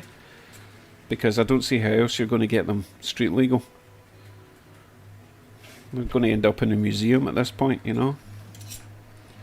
Goodness, I really have to stay on top of this. Right, I'm going to stop this train. It's way too noisy.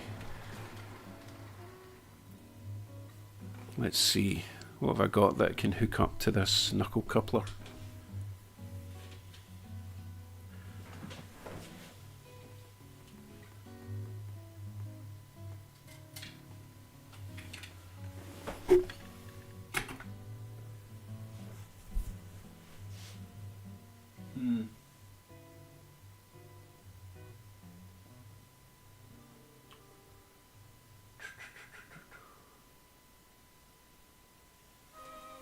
Actually, you know what? I think I've run this set of freight long enough. He was on at the start of the stream.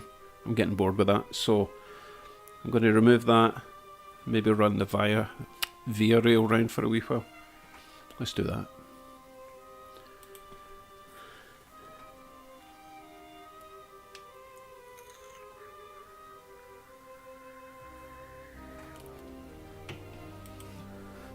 Oops.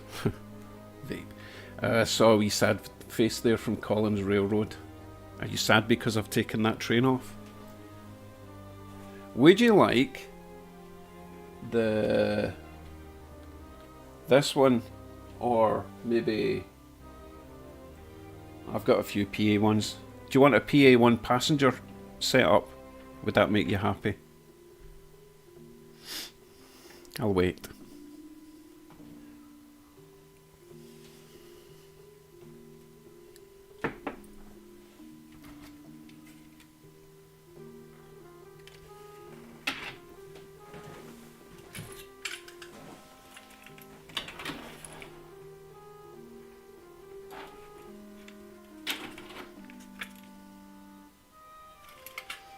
Well, I forgot I had so many PA ones. This is crazy.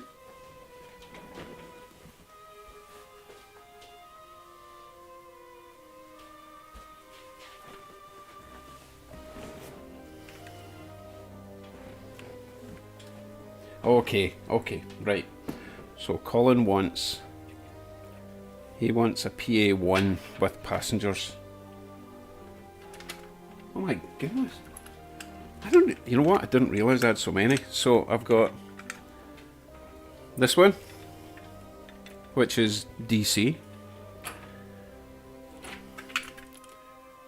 This is actually really good condition. I think this is going to be getting a decoder in it very soon. It's a nice local. It's like $20 at a train show, isn't it crazy?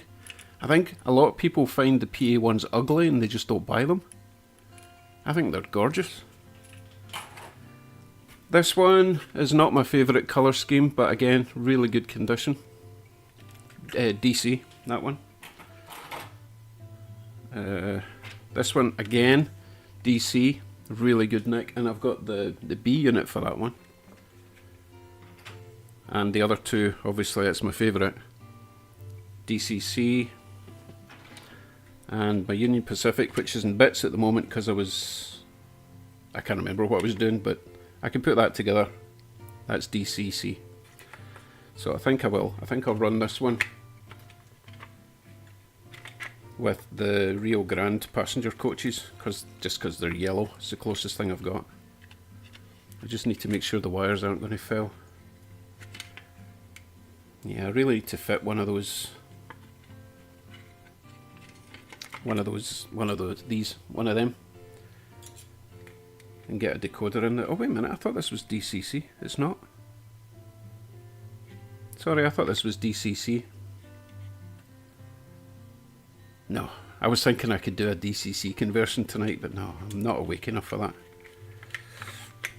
Alright, it's going to have to be the Hudson, Delaware and Hudson then.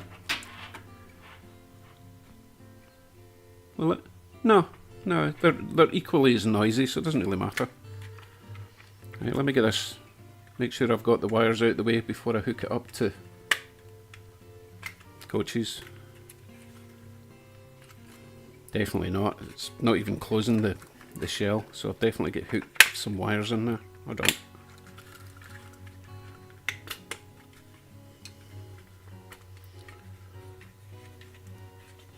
Yeah, I need to completely redo the wiring in this. It's just so messy.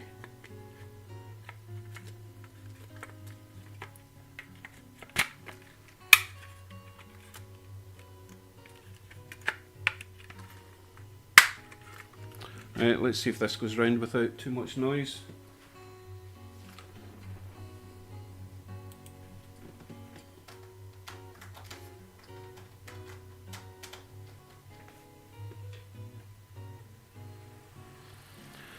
Lovely. Okay, let me just grab those coaches, which are, oh, they're away down in the yard, aren't they? Yeah, give me a sec. Meanwhile, Tim says, I was taught to drive in a Morris Minor Elite. I don't know why they add the word Elite after Morris Minor. I need to look that up. Or is it Elite? Is that a typo? I'm thinking it's Elite though, right? Alright, so Glenn says at the moment working on a 76 Morris Marina, 58 Morris Minor and 80s Ford V8 Falcon. Ooh, right, I need to check your videos and see, because I really like the Falcons. They're awesome. Anyway, trains.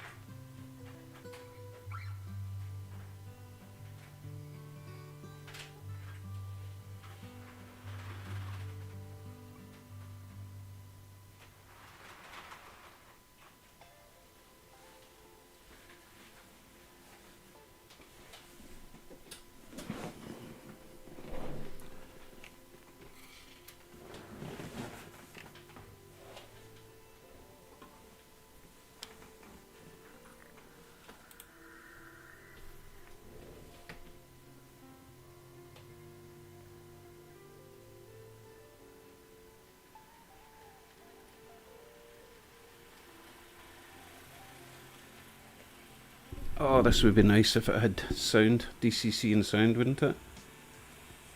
One day. Train show coming up in January, Woodstock. I've already spoken to the guy that does the Digitrack stuff, so I might just get a couple of sound decoders. My first ever.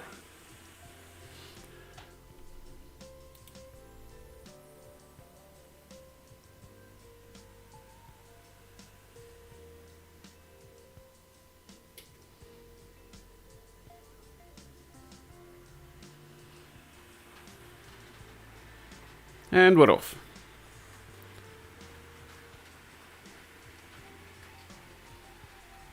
Hopefully this isn't quite so loud going down the back hill.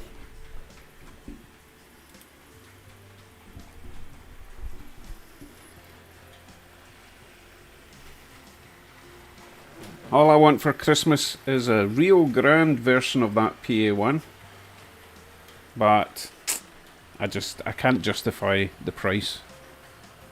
They still want like $200 for a DC version, which is crazy. I picked these PAs up for $30 at train shows.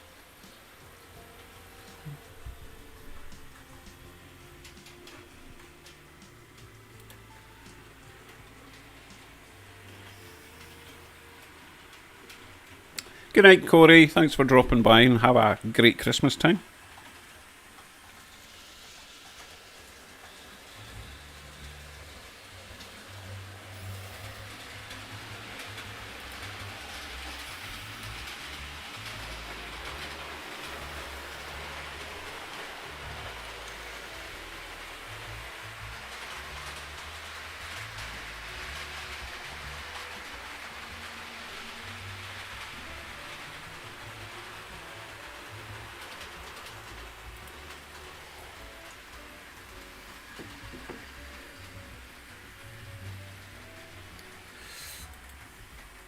Actually, Colin, this PA1, the Union Pacific, I think this was $40. It was an expensive one. He actually had two of them for sale, and they were pretty much in new condition. I should have bought them both. But because I was so used to spending $20 or $30 on a PA1, I thought 40 was a lot. But now that I look at eBay, I really should have bought both of them. What an idiot. Oh well. If he's got them at the train show, I'll definitely be buying more of these.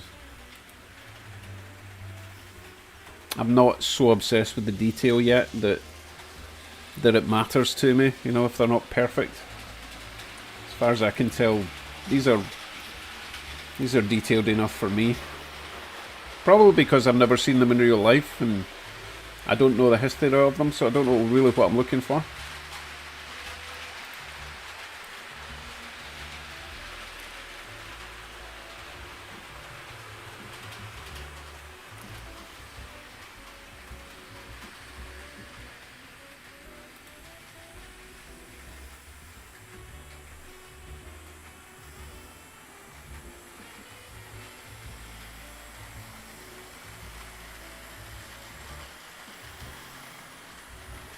Actually, if I could find a B unit for this Union Pacific, that would be really awesome. Let me just finish off nicely, I think. But then I have to get Union Pacific freight or coaches, don't I? Oh goodness, more money. Never ending. Hey, at least I'm not spending it in drugs.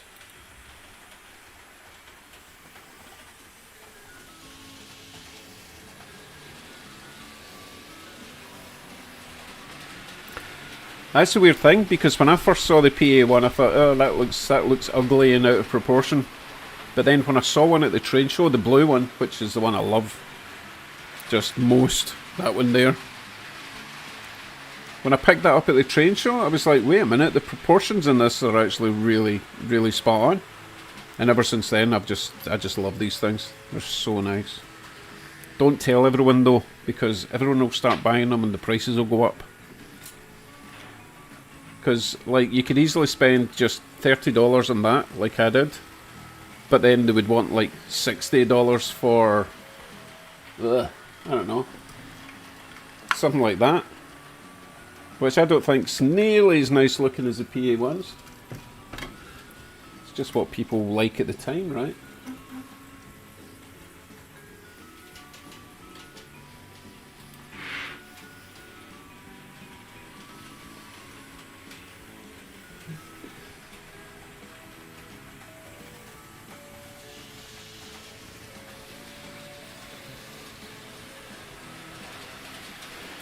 Right, Aussie Frenchman says, I need to build some mountains. I know, but I don't know if you were here when I was talking earlier.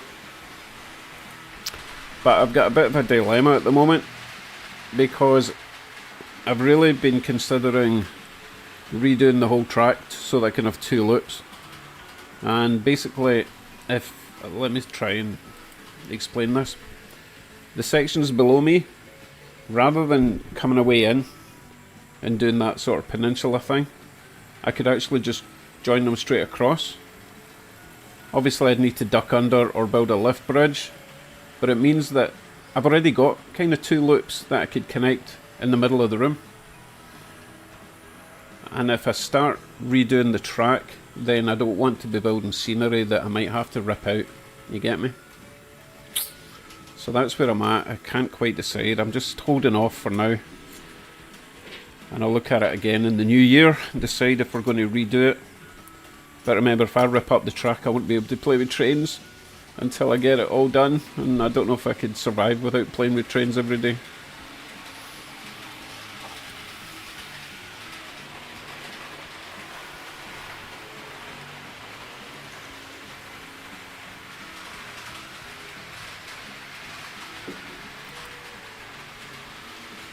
Right, Rebel says the best deal I ever had from a train show 6 years ago was a box with 15 powered Athearn RDCs without any road names on them. Paid $25. That's insane. That is a good deal. Colin asks, do you like the FA1? And by FA1, do you mean... Let me see. I think I've got FA1s. Are these FA1s?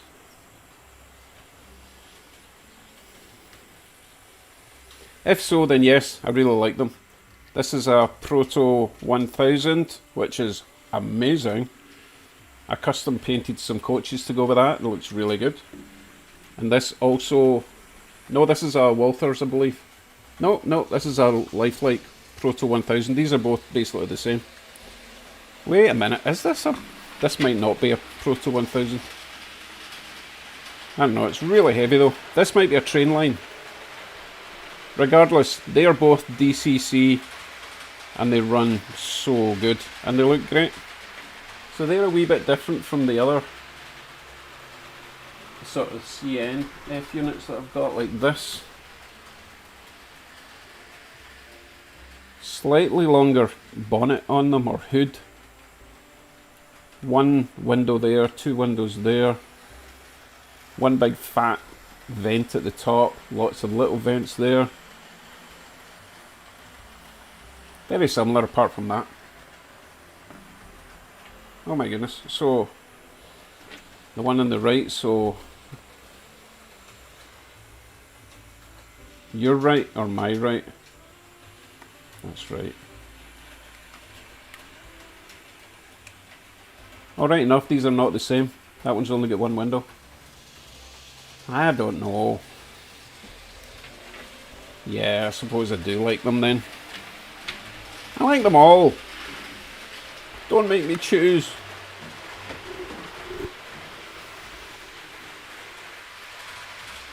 Wait, what did Tim say? Tim said... Dave, that's why I have a cheap train layout I bought second hand off Marketplace to play with while I build my new layout.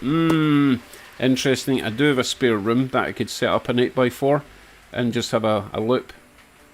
What a great idea. Kill 2 birds with 1 stone. That means I could still work on trains and do little fix-up videos and still have a track to test them on.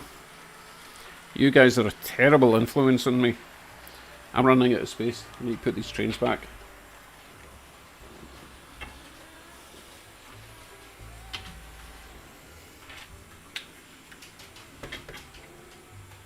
I need to build more shelves as well.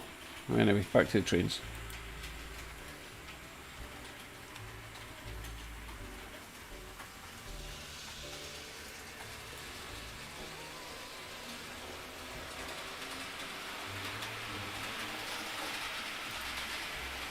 Glenn says we had DG77 that looks like those.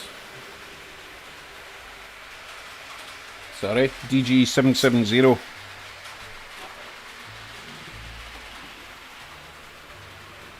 Oh, train's going too fast, I keep losing it. Here he comes. Scary cam.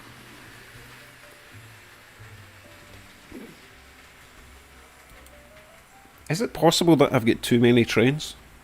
Is that even a thing? Can you have too many trains? I don't think so.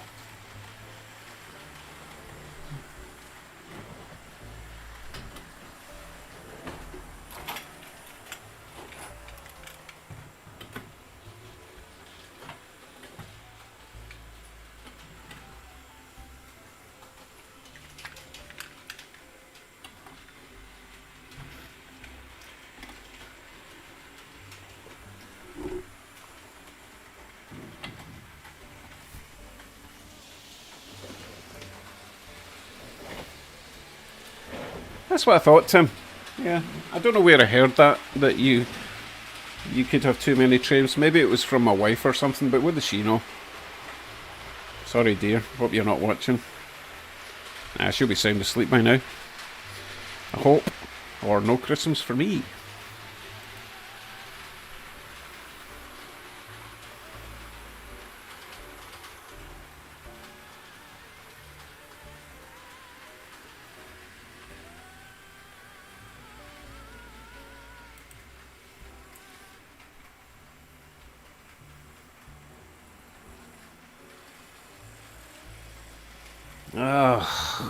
Tim spotted the wobbly train. The wobbly coach. Let me see if I can sort that. Hold on. It's the pin at the bottom is a bit loose and it keeps dropping out. And where's my stick?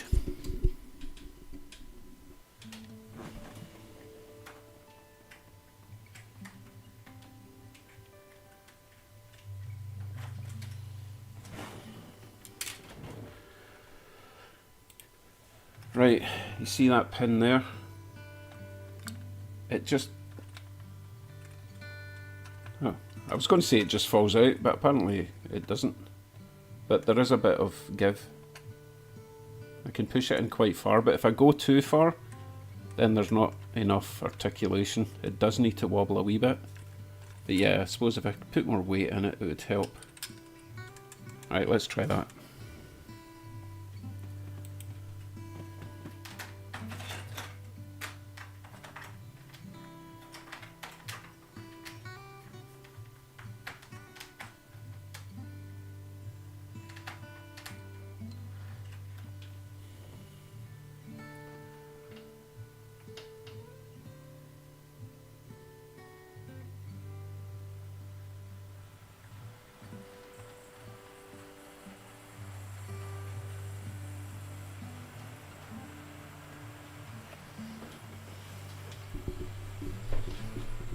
Alright, Colin. Thanks for all your wonderful advice.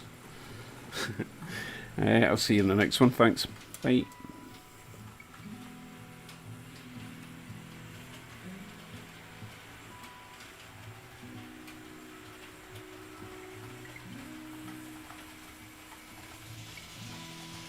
That's a good point, Ozzy. My wife is more interested in the building stuff in the town. She's always on at me for finishing the town area. As you can see, there's a big hole in the middle. She's not interested in the trains, but she does like the buildings. So, and she's actually been buying them, so I don't mind too much. It's important to keep your wife interested in these things, otherwise it inhibits the budget, shall we say. Ross rockin' oh railroad, is that? Welcome along to my late night chill stream train running sesh. We're just yapping, drinking coffee, and talking trains. What was I doing?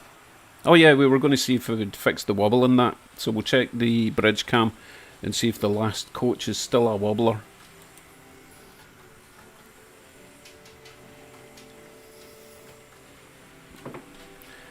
I don't know if that's a happy or sad story, Tim. Could be both. Right, checking for a wobble.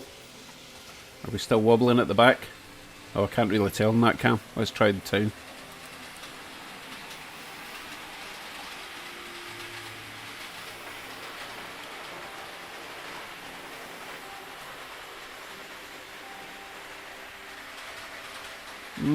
Still can't really tell.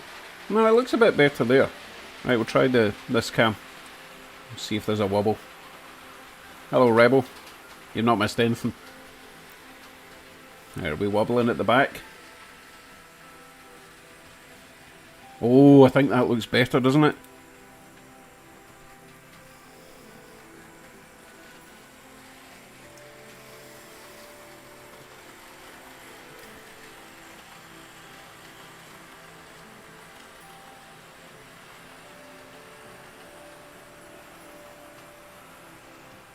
Yeah, I think the wobbling's gone. For now, until it loosens off and then I have to fix it again. But a bit of weight would certainly help. Oh, I'll tell you what, I've ordered... No, I've not ordered. I've added some weights to my Amazon wishlist. Not the ones you guys see, just my personal wishlist. Hoping some of the kids might buy them for me for Christmas. But yeah, a box of weights, basically tyre weights, for about $30. And it's like 120 ounces, I think. So a fair amount of weights we get in the pack. They should do the job, and they've all got self-adhesive on them, so fairly easy install. They'll fit anywhere.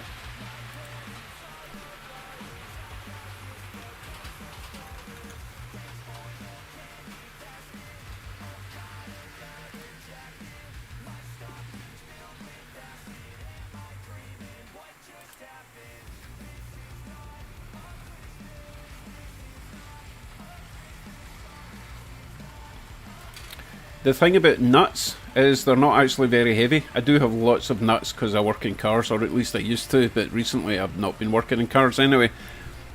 The weights are much heavier because they're lead. They're probably about 3 times heavier than a nut for the same amount of space they take up. So I know they cost money, but I could also go to like a tyre place. I'm sure someone's probably leaving a comment right now. Nope. But you could probably get the used weights that they chip off tyre, tyre replacement places, because they just throw them out, or they go in their scrap metal bins. So I've been told that you can just go in and ask for some and they'll give you a bucket full for free, but I've yet to try that. The only difference there is you need to add your own self-adhesive tape, or hot glue or whatever. But yeah, that would be cheaper. But I just don't know if I can be bothered going around begging for rusty weights. Although if they're made of lead, they won't be rusty. Lead doesn't rust, does it? Don't think so. So yeah, it's not that much in the grand scheme of things. Only need a couple of weights. So a box of... How much was in the box? I think each weight was an ounce, so 120 pieces for about $30. It's not too bad. That would last me a while, right?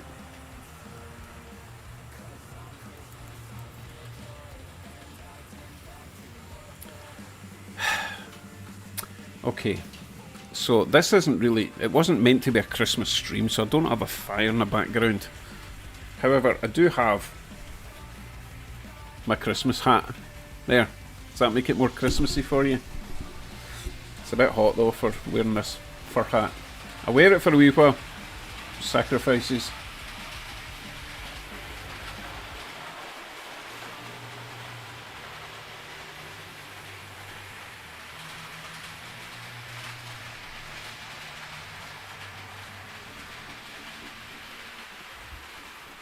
That's a good point.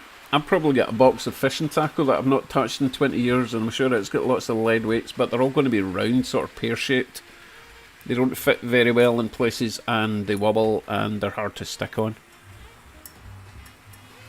And hey, if one of my kids buys me the weights for Christmas, then, it hasn't cost me anything.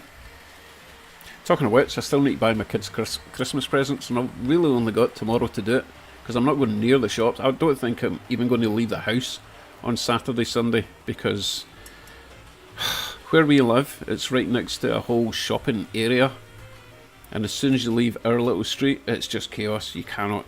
I might as well just walk to the shops from here, because there's no way I'm getting parking. But if I go to the shops at like 8 in the morning, I might actually be able to grab some Christmas presents before it's too late.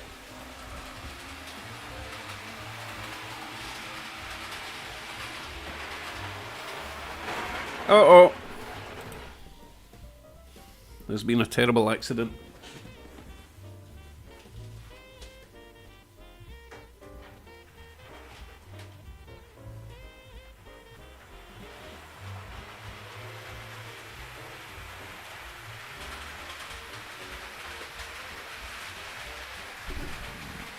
No idea what happened there.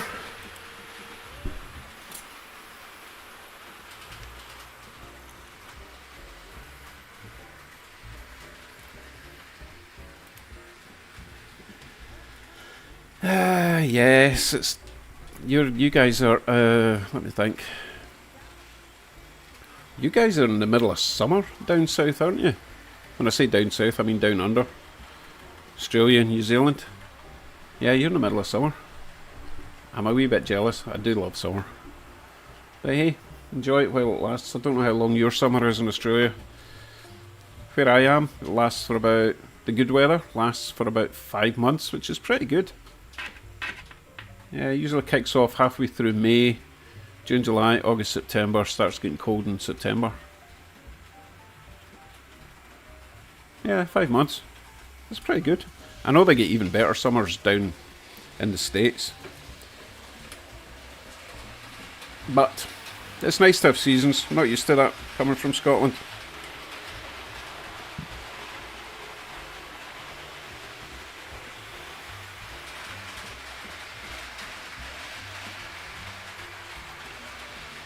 $16 at the moment, Glenn. That's not very warm for summer, right?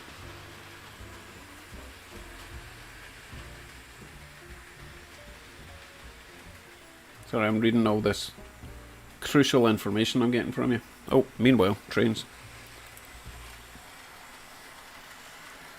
It's almost time to change train. If anyone wants a specific loco running around the track, let me know.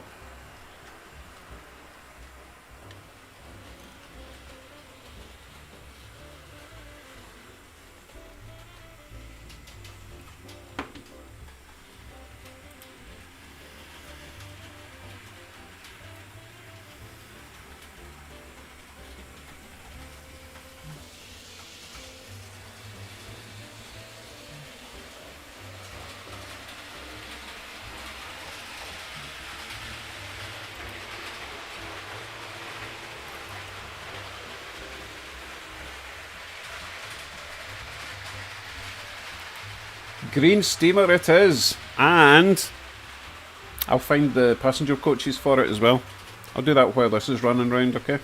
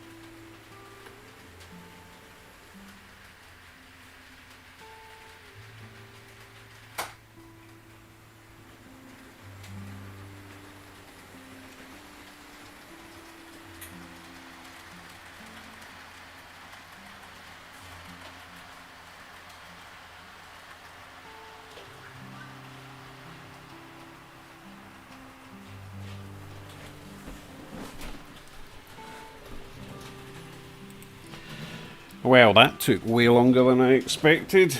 Normally I run this steam train with the two reefers behind the tender, but for some reason they're just not hooking up tonight. I think the body has warped or something, and the couplers are just way out of alignment. Still, looks nice. Might need to DCC this one, although I've been offered a swap for one with a DCC decoder in it from a fellow subscriber, so I might do that. Not quite sure why the guy wants to swap. Oh no, oh goodness, I thought I'd forgotten to switch that.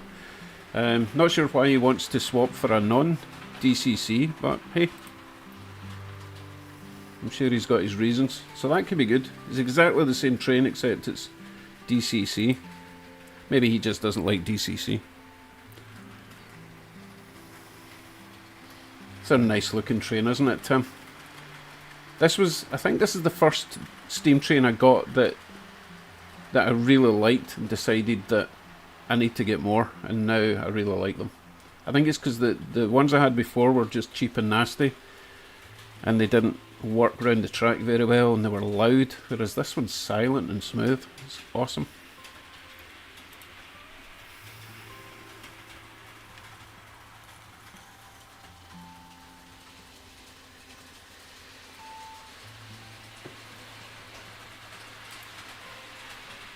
See, that's the thing, Tim. If I had two loops, then I could use all the track rather than just this one loop. It does get boring after a while. Well, it's not so much boring, but it's nice to, you know, change up a bit now and then, right? I mean, it doesn't get boring if you keep changing trains, but having to stop a train to put another one on gets a bit monotonous. I need to upgrade the lights in this one as well. It's just a wee bit dim. Maybe get a warm white LED at the front. Make a big difference.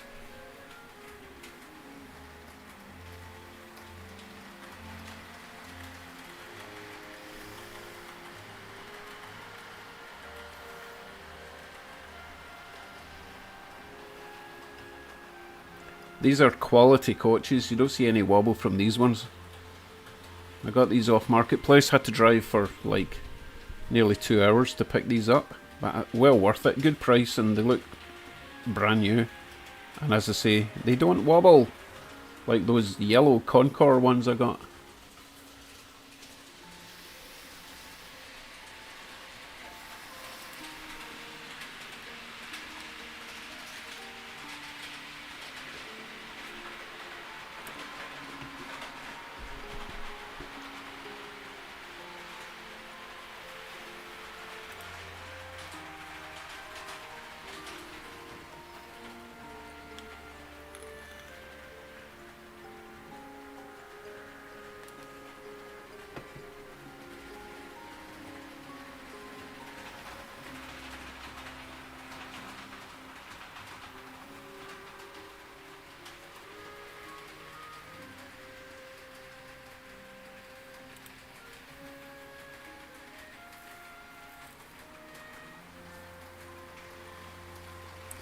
Right, so Tim says, bought a nice lovely steam engine that has a section in the coal wagon for a person to stand and work. Looks very cool. Have to run that soon. Yes, love to see that one. So Tim, do you not actually have any train videos on your channel yet? Are you still just making them? Wow, middle of the wagon, not at the front of the coal tender. Yeah, that sounds cool.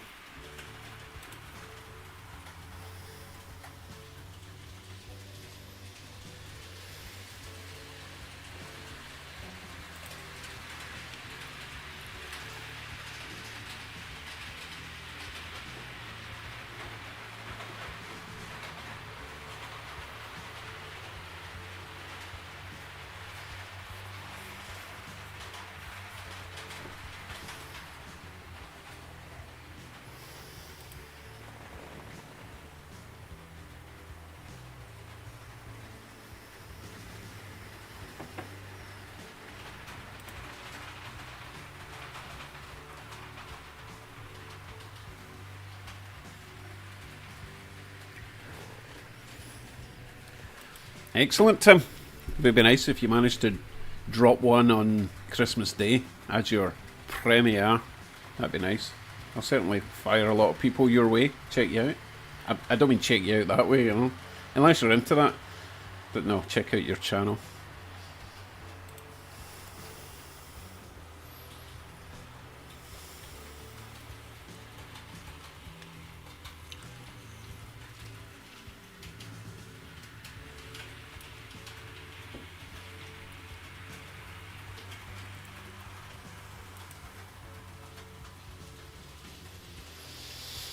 I also want to upgrade this bridge.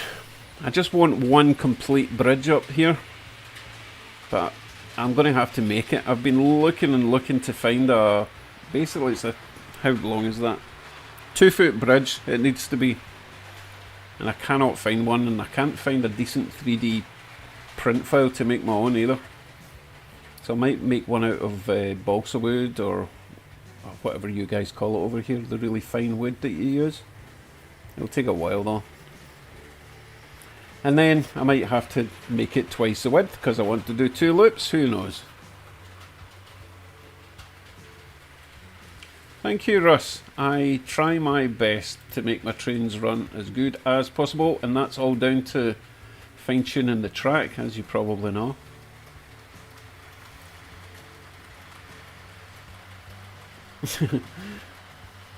Sorry, Tim just asked a question that I was answering as he was typing. Sorry about that, Tim. Yeah, scratch build one. I don't think it's worth the effort to 3D print one, because the finish isn't that nice on the filament prints. I think I would do a better job just making it out of wood or styrofoam or something like that. Or maybe I could 3D print some of it. That might work.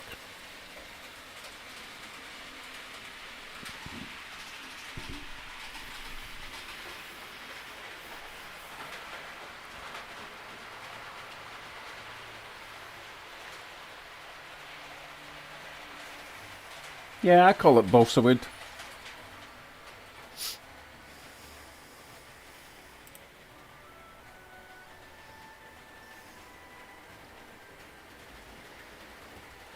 I'm still amazed that this steam train runs round this track without falling off. That was another reason I never get into steam at the start, was because I just presumed it would just, you know, catch in all the points and fall off in the bends, but no, it's absolutely fine, and there's a lot of wheels in this. It's a 482. And I've never had a problem with this train going round the track. Unlike the 12-axle Athearn Blue boxes, they don't like going round bends. Ask Armand about that. I'm sure Armand's gone to bed by now, but Armand also shares my hatred of the 12-wheel Athearn Blue box on bends. Don't know what it is. We've been trying to get the bottom of it.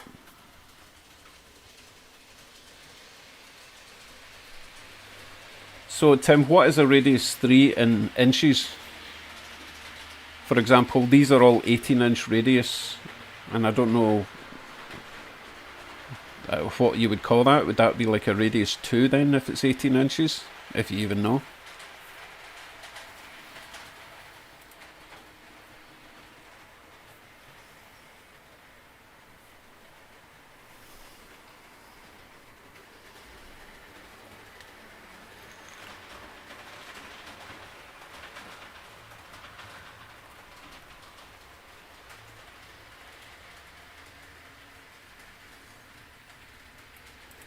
So these cameras that I'm using, apart from the iPhone that you can see in the top left picture at the moment, the little blue dot, that's my iPhone that I use. The rest are $25 webcams, and they're actually really good, except for close-ups. You know, for that image there, you can see it's focusing down where the little telephone box is in the cars. But when it gets up close, it just doesn't focus close, and it's really frustrating. I'm losing all the detail in my videos. Fine for this sort of view. Everything's in focus, but I can't complain for $25 a camera. It's pretty good, right?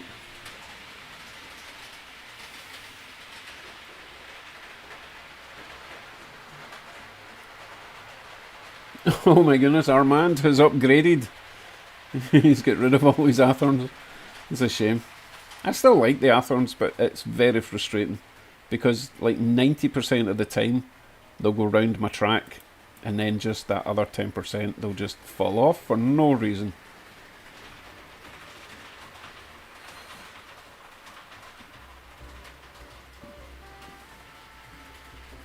Yes, Tim, I could do that, but I kind of wanted this close-up view for the trains coming towards the camera. You'll see why later. If people are still about, I'm going to be doing a high-speed run with... I don't know if you can see that little blue loco, that little switcher beyond the Canadian National, or is it Canadian Pacific? Anyway, that little blue loco is insanely fast. And it's quite terrifying to watch it coming towards you in this view, but you'll see later if you're still here.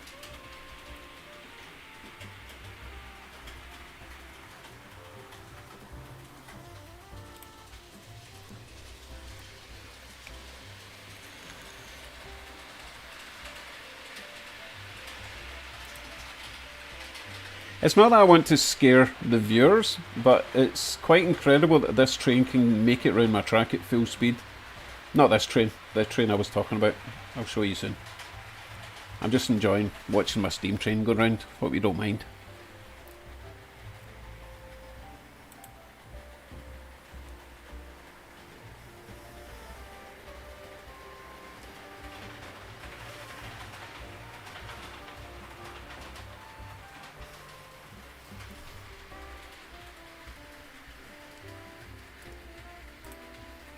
Oh, I missed the train. Oh, there he is.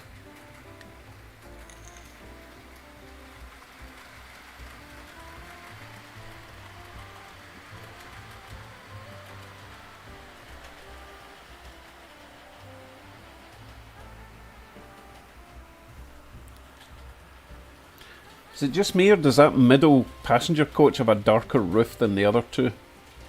Nah, you're not going to be able to tell from this view.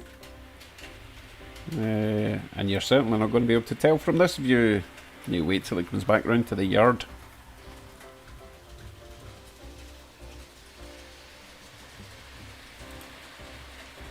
Maybe we'll see in this view. So we're looking at the middle passenger coach. I think it's got a darker roof, which is weird because they all came from the same source. It looks the same there. Ah well. Yeah, I'm just going mad. Yay! Tim's going to drop some videos for us. Excellent.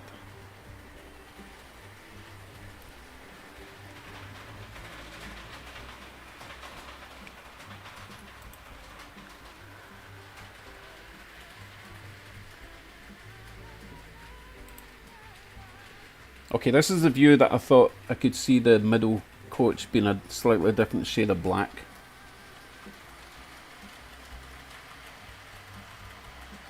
Oh, I know what it is. The other two have got a gloss finish. Yeah, you can see it there, right? Hello, photo line. Welcome. What time is it where you are? I've forgotten where you are.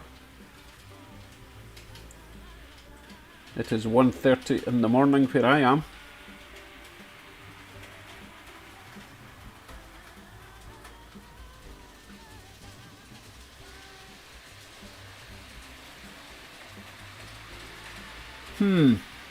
Hold on.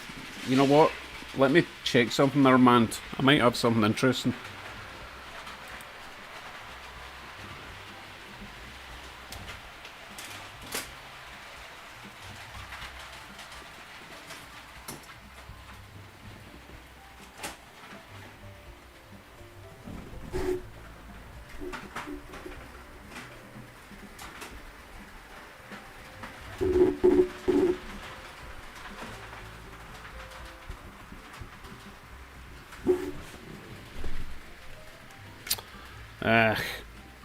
Unfortunately, I have 7 of these, which are actually much longer than the ones that are currently on the track.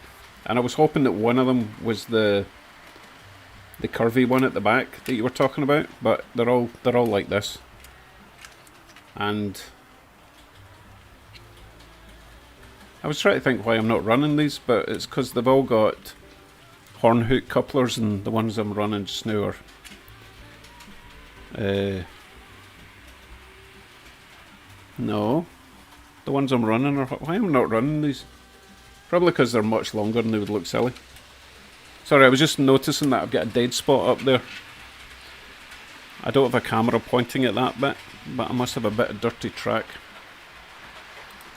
I'll work on that tomorrow. I think it's almost time to change train. So I think we'll go for that high-speed run I was talking about. We'll give the steamy McSteamerson another lap or so. Meanwhile, I think I'll set up the the crazy fast switcher I was talking about.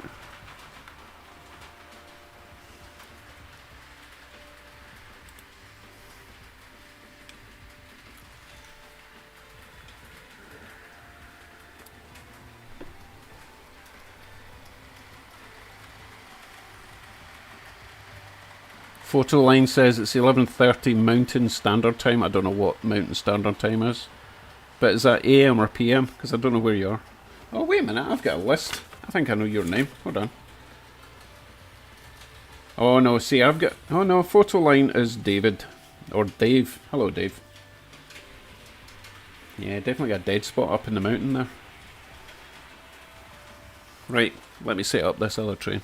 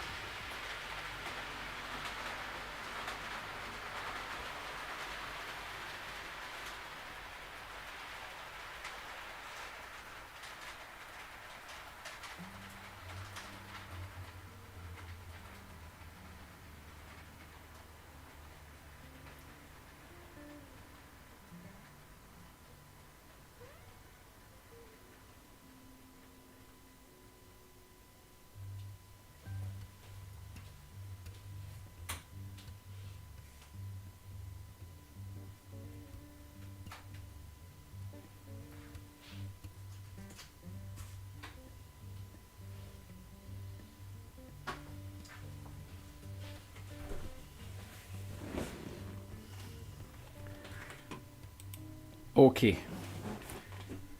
Let's see. Let me check chat for a minute. Alright, so David is in Edmonton. Hello, Paul Johansson. Still loving my layout, thank you very much. Even though I'm thinking of changing the entire thing. Not tonight, obviously. Okay, you came at a terrible time, Paul. I'm about to run a very unrealistic high-speed switcher. Just for a laugh, okay? Hobby table, did you get to have some haggis when you went to the motherland? Yes, I did, and I brought some home with me. I'm going to have haggis stuffing in my turkey this Christmas. Right. Where were we? Okay, right, let's run this train. I'm gonna do it gradually so I don't scare you too much, right? Okay. So this is actually I don't know what it is, it's a little blue conrail switcher.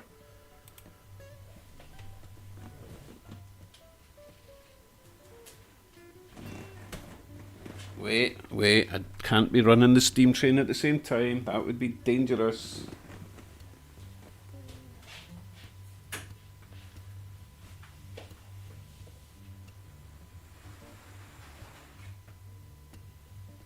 Why?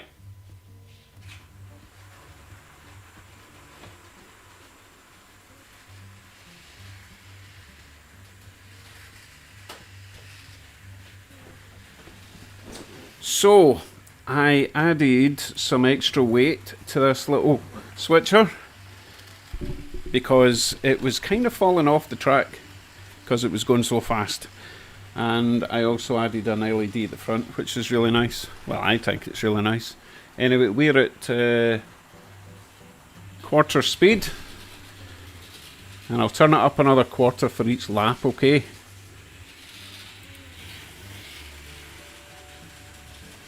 I don't actually think this is going to make it round. I think it's going to fall off when it goes really fast. You'll see what I mean when we get there. So as I say, we're about quarter speed.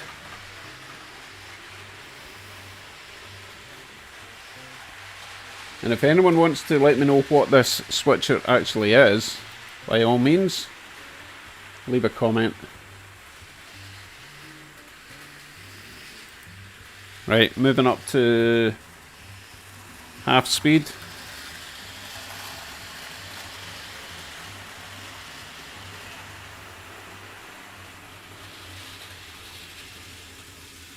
Oh wait a minute, Dave is saying, your fellow Scotsman Sir Sanford Fleming invented Universal Standard Time. Well, that's interesting. All the best things come from Scotland, of course. Right, we're at half speed. This is where it starts getting scary with this view. Because if it's going to fall off, it's going to fall off and hit that camera, right? Right, moving up to the 3/4 speed now.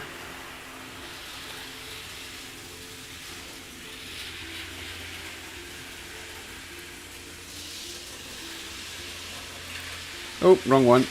That one. My goodness, it's even starting to make the camera flicker.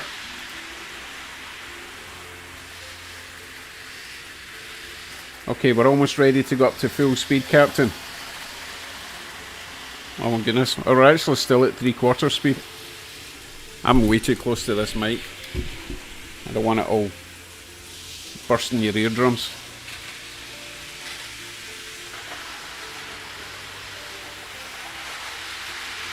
Okay, let's go with full speed. See if it makes it round.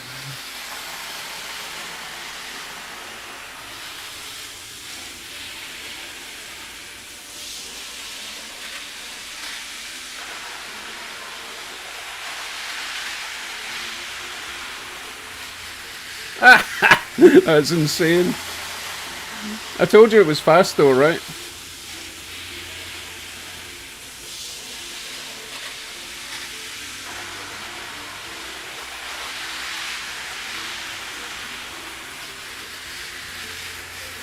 Right, I need to slow this down. I'm laughing too hard.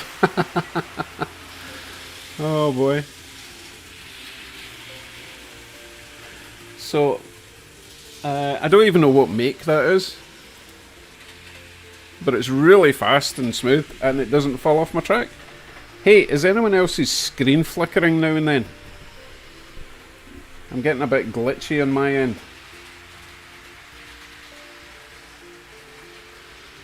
Oh, Aussie Frenchman, you're such a sook.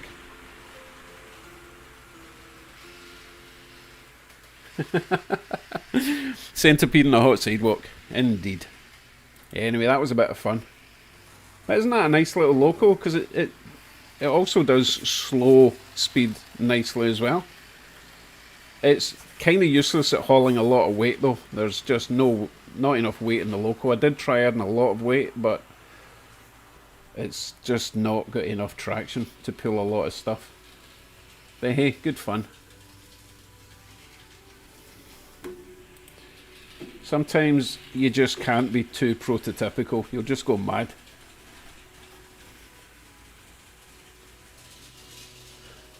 Corky, hello, welcome. If I change the layout, I don't know yet. I don't know whether to just...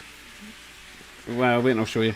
I don't know whether to just join the two tracks there and there and there and there and have a sort of duck under layout, in which case the layout would be pretty much the same, or if I want to take out the centre track completely and have two tracks going all the way around, and then I would make the radiuses wider as well, so I can run absolutely anything. I just can't decide. It's a lot of work, and I would have to build as someone suggested, a temporary layout while I work on it, so that I can still run trains. Just a 6x4 layout, I suppose, an oval somewhere in the spare room. Or stick to my plan, complete this layout, excuse me, and learn everything and make all my mistakes on this layout, and then start again with brand new track and lots of knowledge. I should probably do that, right?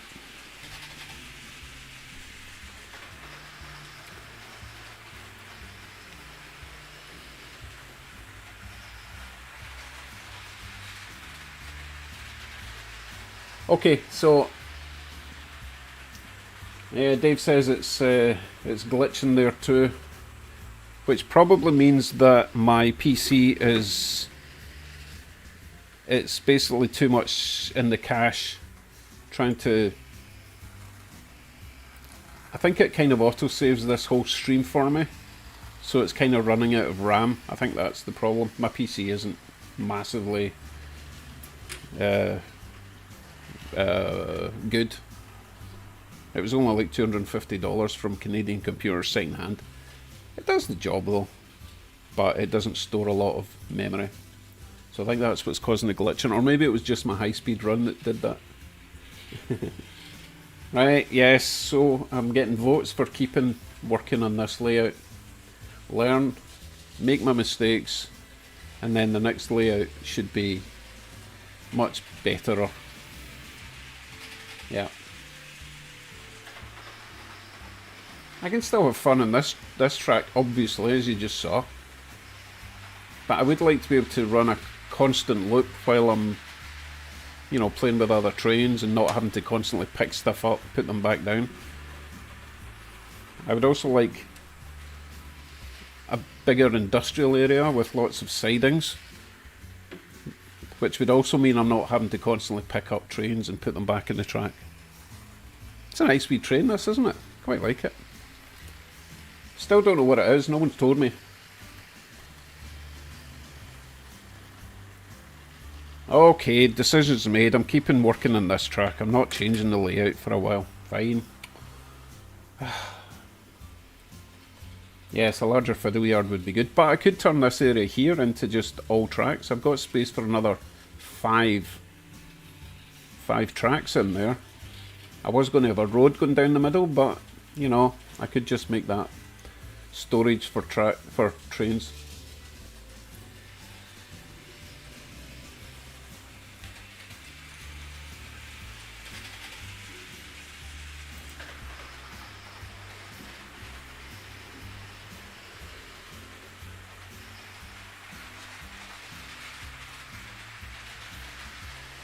Oh, sorry, Tim. Tim said I could go into my settings and clear my cache. You mean the settings on this program? Let me see if that's an option. I don't want to just suddenly end the stream by doing something daft.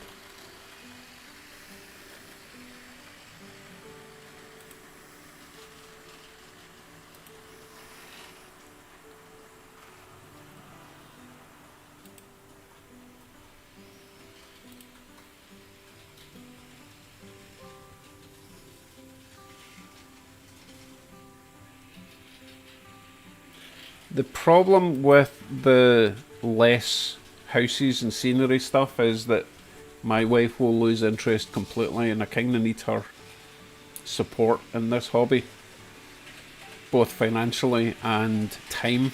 So it's a balance, you know, compromise. RS2, thank you very much, Rebel. Now we know. Right, so I'm still trying to find the settings to try and clear my cache, but I'm not seeing where I could do that here. I clicked a settings button on... I'm using OBS, by the way, if you're talking about clearing the cache from OBS, that's what I'm trying to do. And there's a settings button, but I click on it, nothing's happening. Oh, no, that's because I'm not getting anything. Oh, there's properties, hold on. No, that's not working either. Meh.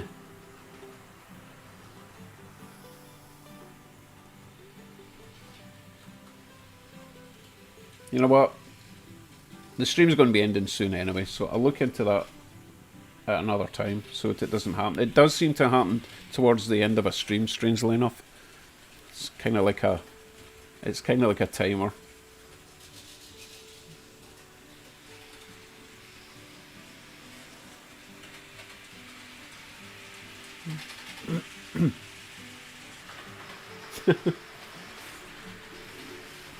No, it has to be 50-50.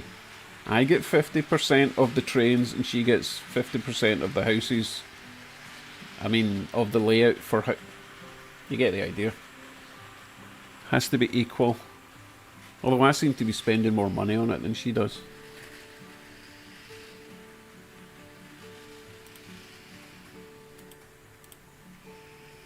Nah, sorry, I was still looking at trying to clear the cache. Although the glitching seems to have calmed down now.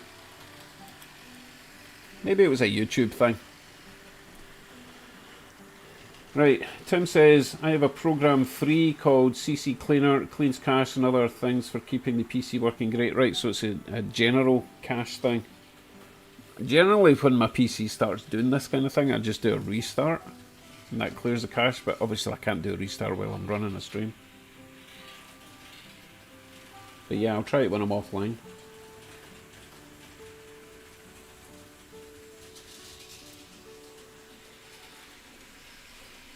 Ah, interesting. Okay, buffer wall. Yeah. Yeah, I want to show you another train before I finish up to see if this is also an RS2, because I'm sure you told me before what it was, but I've forgotten. Hold on.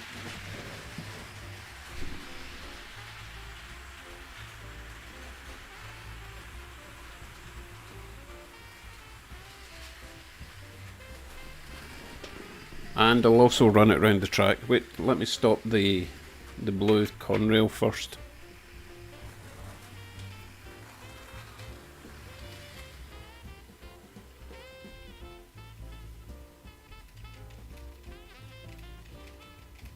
Actually, great little train this. It's not the quietest, but it runs pretty smooth and it goes faster than a fast thing on speed. Okay, so the other train I want to show you is this one.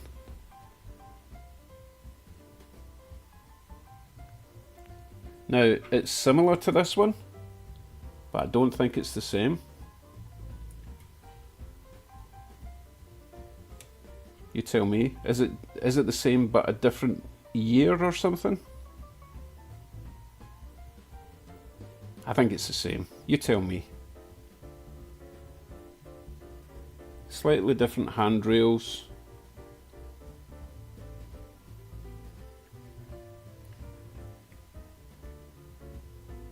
Anyway, this one I believe is I think it's an Atlas. And this runs really nice, and this is getting DCC decoder very soon. So let me stick that in the track.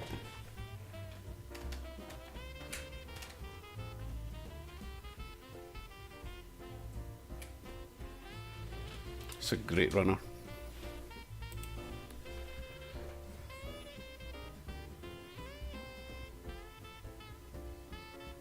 Oh, look at that crawl. delicious. Alright, Rebel says it's the same, but better detailed. Which is obvious because it's a really nice train.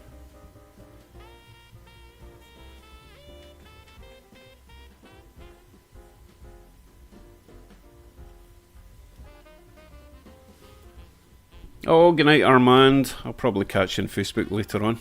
I doubt you're going to bed this early. We'll see. He's probably away to fix some more trains. Oh, how smooth is that though? And it's silent as well. Yeah, told you. Catch you later, Armand.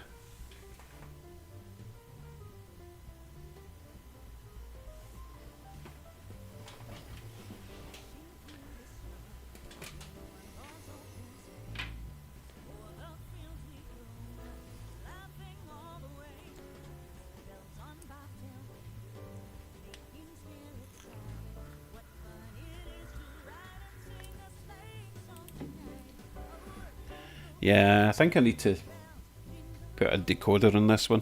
It's well deserving of it. God, it's so smooth and quiet.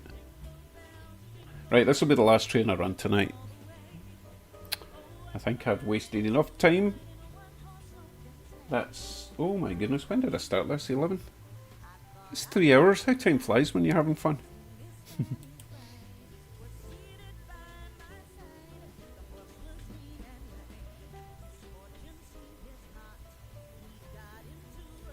Oh, we have an update. Apparently it's an RS3, says Dave. Possibly with a steam generator inside. Good to know.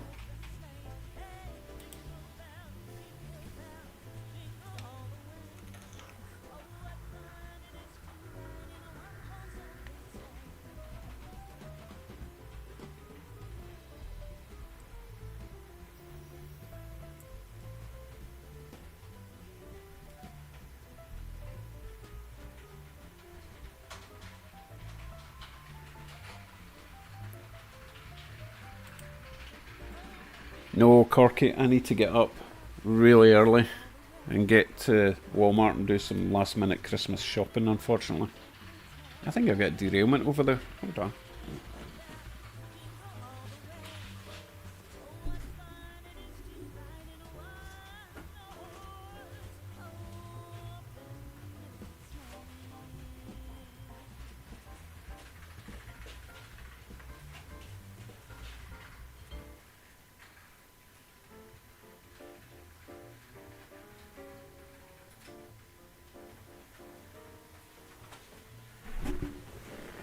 Okay, I think the coupler on that loco is not turning enough for an 18-inch radius. That's probably why I've not been running this loco much. And it's just forcing that little truck, that little hopper, it's just forcing it to derail at a certain bend. Which is a shame. So I need to sort that out when I'm doing the decoder upgrade. Anyway, I think I'll call it a night or a morning. It's 1:56. Oh, Dave's back to calling it an RS2. Make up your mind. I'm going to settle on RS2, okay? And I don't know if I'll be doing another stream before Christmas. I really wanted to do a Christmas Eve stream and maybe do a wee prize giveaway thing. I might still do that, we'll see. It depends what else we're doing in the family. I know my son, or one of my sons lives with us, the other one doesn't, so he's coming over Christmas Eve and staying over, so we might just do a games night. So I might not see you till after Christmas. We could maybe do a, you know what, how about a Boxing Day stream? And then everyone gets to tell me what they got for Christmas from Santa. That would be good actually. I might be working a Boxing Day stream. Who's up for a Boxing Day live stream? Merry Christmas, Aussie. Have a great Christmas. Excuse me. All I need is one vote for a Boxing Day live stream and we're in. Could do all sorts of nonsense. We could do a giveaway. We could do a fix-it thing, a repair, a DC decode night. I've got 7 decoders I need to install. We could do some of that live. Who knows? Okay, Tim's up for a Boxing Day stream, so that's one. No, Ross, I'm using whatever track I got at the last train show. It's just a mixture of good and bad. Mostly brass Atlas track, I think it is. I've got some nickel stuff. I'm not using any of the old steel stuff. But it's just a mishmash. That's another reason I don't really want to mess with this layout.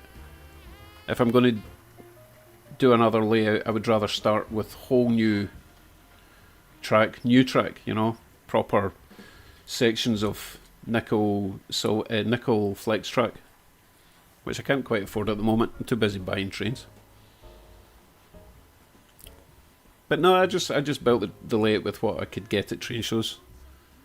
It's worked out fine, still having fun. And as you see, I don't really get a lot of derailments, despite all my crap track. Okay, Glenn's up for a Boxing Day stream. I'll need to make it like 12 hours early, so it'll probably be Boxing Day morning, so that it's actually still Boxing Day for Glenn. Or he'll just have to have a Boxing Day stream. Whatever you call that, the day after Boxing Day.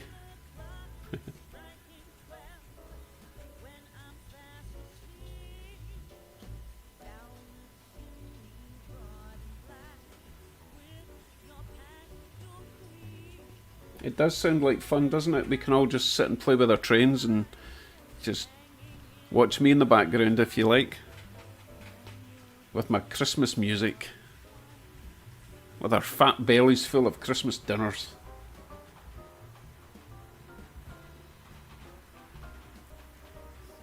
Well, thank you, Russ.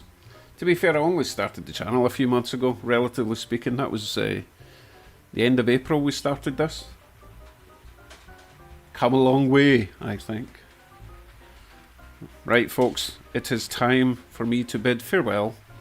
Have a good Christmas. If I don't see you before, I'll definitely see you Boxing Day. I'll put up a notification... Not a notification, I'll put up a scheduled event for Boxing Day, probably around lunchtime, maybe a little bit after, roughly. I don't think I want to go too late in Boxing Day. Yeah, probably about lunchtime, between lunchtime and 2 o'clock, my time, which would be about 5 to 7 o'clock European time, and 2 weeks in the future, Australia and New Zealand time. Right, enough. Hold on, Tim's saying something. Munching on chicken pieces and drinking a cold bevy and watching you play trains.